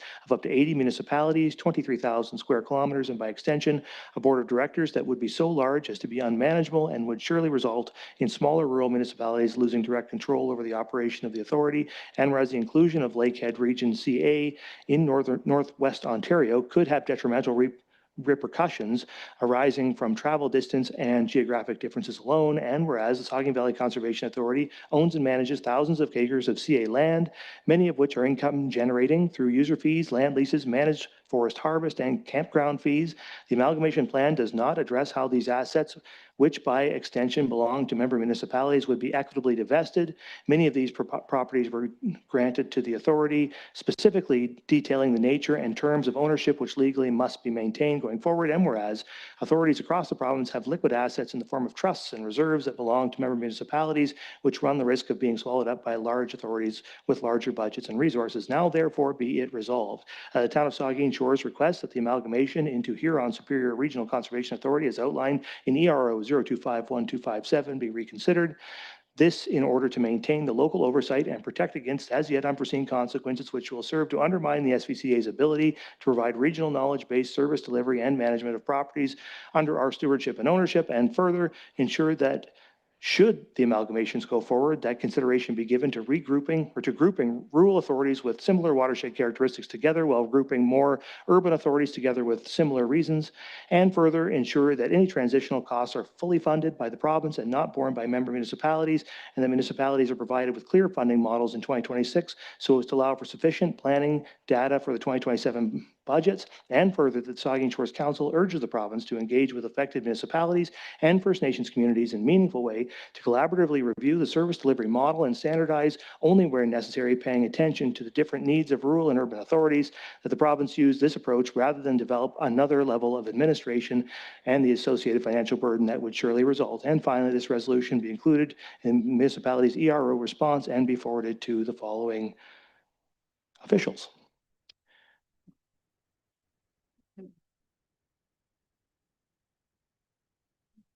Yeah, thank you. Okay. Questions or comments on the resolution? Hearing and seeing none, all in favor? That's carried. Boy, that was anticlimactic. Eh? All right. So that's that. So now item 12, mayoral decisions and directions. You'll see there a decision or direction. What is a direction? Yes, a direction from me. This direction comes in response to comments that I heard from both staff and council at our last budget meeting in December. I heard a request from members of council to have greater opportunity to discuss opportunities for reducing the overall cost of municipal operations. Heard several members wanting the desire to consider that. And so this direction would direct staff to bring together a report with options that for reducing the overall cost of municipal operations. That report would be presented to me, but I would immediately table it before you for your consideration and input. And also the direction is responding to input from staff that it would be advisable for council to have a plan for eliminating the town's reliance on the tax stabilization reserve to fund ongoing operations. So this would create a plan. None of this would have an impact in 2026. All of it would be essentially budget planning for the 2027 business plan, so that the council at the time will have information it needs to make appropriate decisions at that time. So my intention is to sign this direction, but I won't sign these directions without first hearing your thoughts. So I ask you if you have thoughts on this. I'll ask the Vice Deputy Mayor and then Councilor Matt. The question I had, Mayor Charbonneau, is why, if we had to find these funds from tax stabilization prior to next year's budget anyways, staff were under the understanding that that would have had to have happened. My question, I guess, is why is this necessary? Because my point is, and we heard from Jim Bunchins, Director of Financial Services during budget, saying, well, you're going to have to find that by next January 1. And so I understood that. There's the savings, cuts in service, that's going to have to happen. So what was the reason for why was this necessary is my question. I'm not being critical. I'm just a question. I just wasn't sure why this is necessary.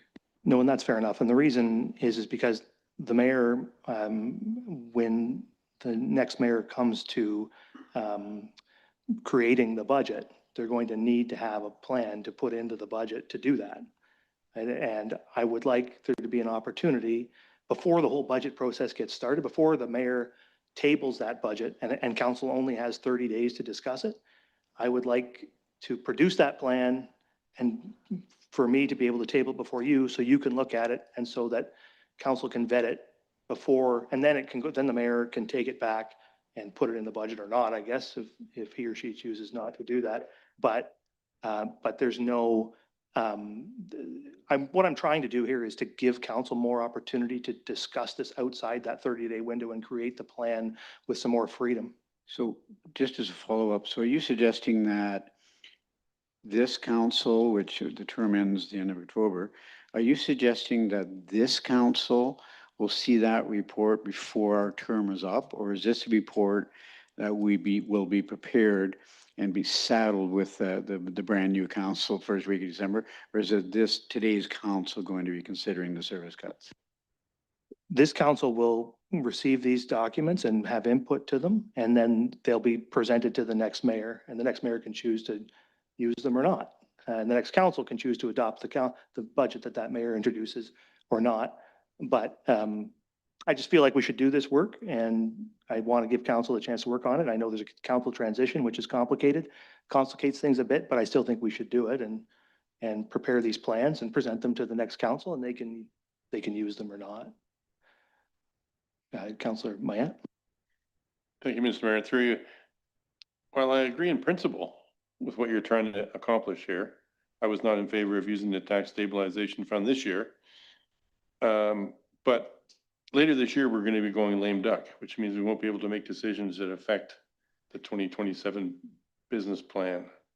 And could this be seen as trying to get in under the wire before we get to a point where we're not allowed to make decisions? We're kind of, I don't know, it seems like to me, we're trying to sneak something through that's going to bind future council. No. It does not bind a future council. It's just us creating plans to offer that council to to enable them to make the best decisions possible. Like I say, they can go in a totally different direction if they want, but I think it's a good idea for council to have these plans in place and to say, you know, we understand there's this issue going forward, and we have a plan that will solve that issue. And the next council can choose to execute that plan or not, but to me, that's good budgeting and good management. Any further comments, the deputy mayor? I also was not in favor of using reserves to cover operating expenses and voted accordingly when we did this. I think what you're doing here is important. It is kind of the first time we've seen this, so we're all learning the new process at the same time, I think, as everybody is in the community and staff and even the mayor himself. I think it's really important to put in place something that recognizes that there's an awareness that using reserves to fund ongoing expense operations is not a good long-term plan. And so if that's part of this, and I think it is, I think that's good messaging just to think about even towards the end of this term, and, you know, for the next council to be aware of too, because, you know, in your own personal life, you know, you save up for something. If you were constantly having to dip in to just cover ongoing operations or ongoing expenses, you're going to run out of money. So I think this is I'm not entirely sure, you know, we're doing it the right way, but I think it's a good thing to just get into the process that we need to think about, you know, the use of reserves and how those should and shouldn't be used in the future, but also the second part about identifying possible future year operational changes. That's a mouthful there. You know, that's good for us to start thinking about, because again, as you said, you know, it's a 30-day window, and you know, whether or not any of us will end up in the discussion for the 2027 business plan and budget remains to be seen. But I think we can help set a stage for a healthy, positive situation, and perhaps just a little bit of information and advice that will be helpful for whoever's in that discussion. So I really respect that you've done this, Mr. Mayor. Thank you. Yeah, the Vice Deputy Mayor. Just one final comment. I think for future council, any members who are planning on running around the table, it's a good lesson for us though, too, is that if we weren't happy with the tax rate increase, rather than try to find at the very 12th hour, I felt very rushed with that decision personally. I really did. And it was nobody's fault. It's new mayor's powers. We had such limited time to send it back. We couldn't send it back to staff to find savings. There was some will around the council table to cut the tax by 2%. And I think it's a good lesson for all of us, me included, that when we're in budget discussions, if you're not happy with where we're heading with the proposed increase, then we better be really well prepared to make service level cuts to find that 2% rather than do this again. So I think this is a good learning experience for me. I find, you know, I'll be better prepared next time. So yeah, and part of what I wanted to do with this is demonstrate how the mayor can use these directions and whatnot to stretch out the budget discussion and to create more opportunities outside that 30-day window for council to have input on how the budget is structured, so that because I got that too, like I didn't like that situation either. And I would like I would like to demonstrate how you can use this and give council the input ahead before you table the budget, so that you don't run into that situation again. So all that's been done before, right? So this is a bit of an experiment from me too, to see how you can do that. Okay, Councillor Dominski. Thank you, Mr. Mayor. I agree with what you're trying to do here. And I was one that said that we should take from the tax stabilization reserve for this year only. It keeps coming up that we're going to do this year. I don't know who said that. I don't think anybody said that. We said for this year only. And do we have to put the money back? Okay, we have to put the money back. Let's start looking for it right now, right now. And if it means, heaven forbid it doesn't, but if it means a service cut somewhere, then we've got to look at that. But staff will give us that information, and they're going to have to be tough too. Yes, council will, the makeup will change perhaps, and we'll have different bodies in place, but the staff, with Lord willing, will be the same. So we've got to get started now. Thank you. Thank you. Is there any more comments on this? If not, I will take your input and I will sign this direction. Okay. So we're on now to closed session, I guess. So it's recommended the council move into a closed public session to discuss confidential matters about identifiable individuals and labor relations or employee negotiations with regards to organizational considerations. And the resolution is the council move into a closed public session in accordance with Municipal Act 2001, Section 2392, yes. B, personal matters about an identifiable individual, including municipal or local board employees, and D, labor relations or employee negotiations. Is there a mover and seconder? Moved by Stack, second by Grace. All in favor? That's carried. Council will now move into a closed public session.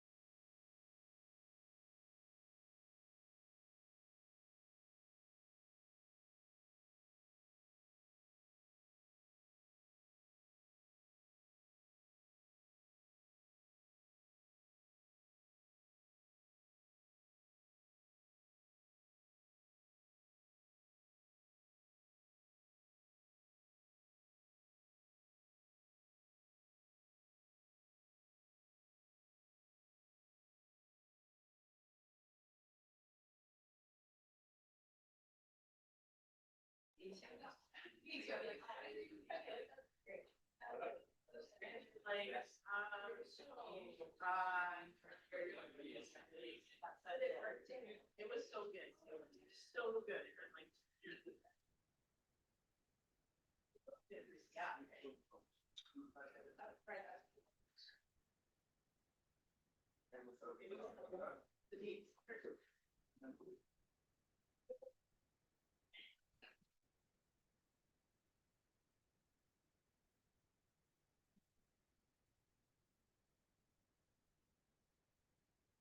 Okay, I have a resolution that council rise from the close of public session and resume the regular council meeting. Is there a mover and seconder? Moved by Grace, seconded by Davinsky. All in favor? That is carried.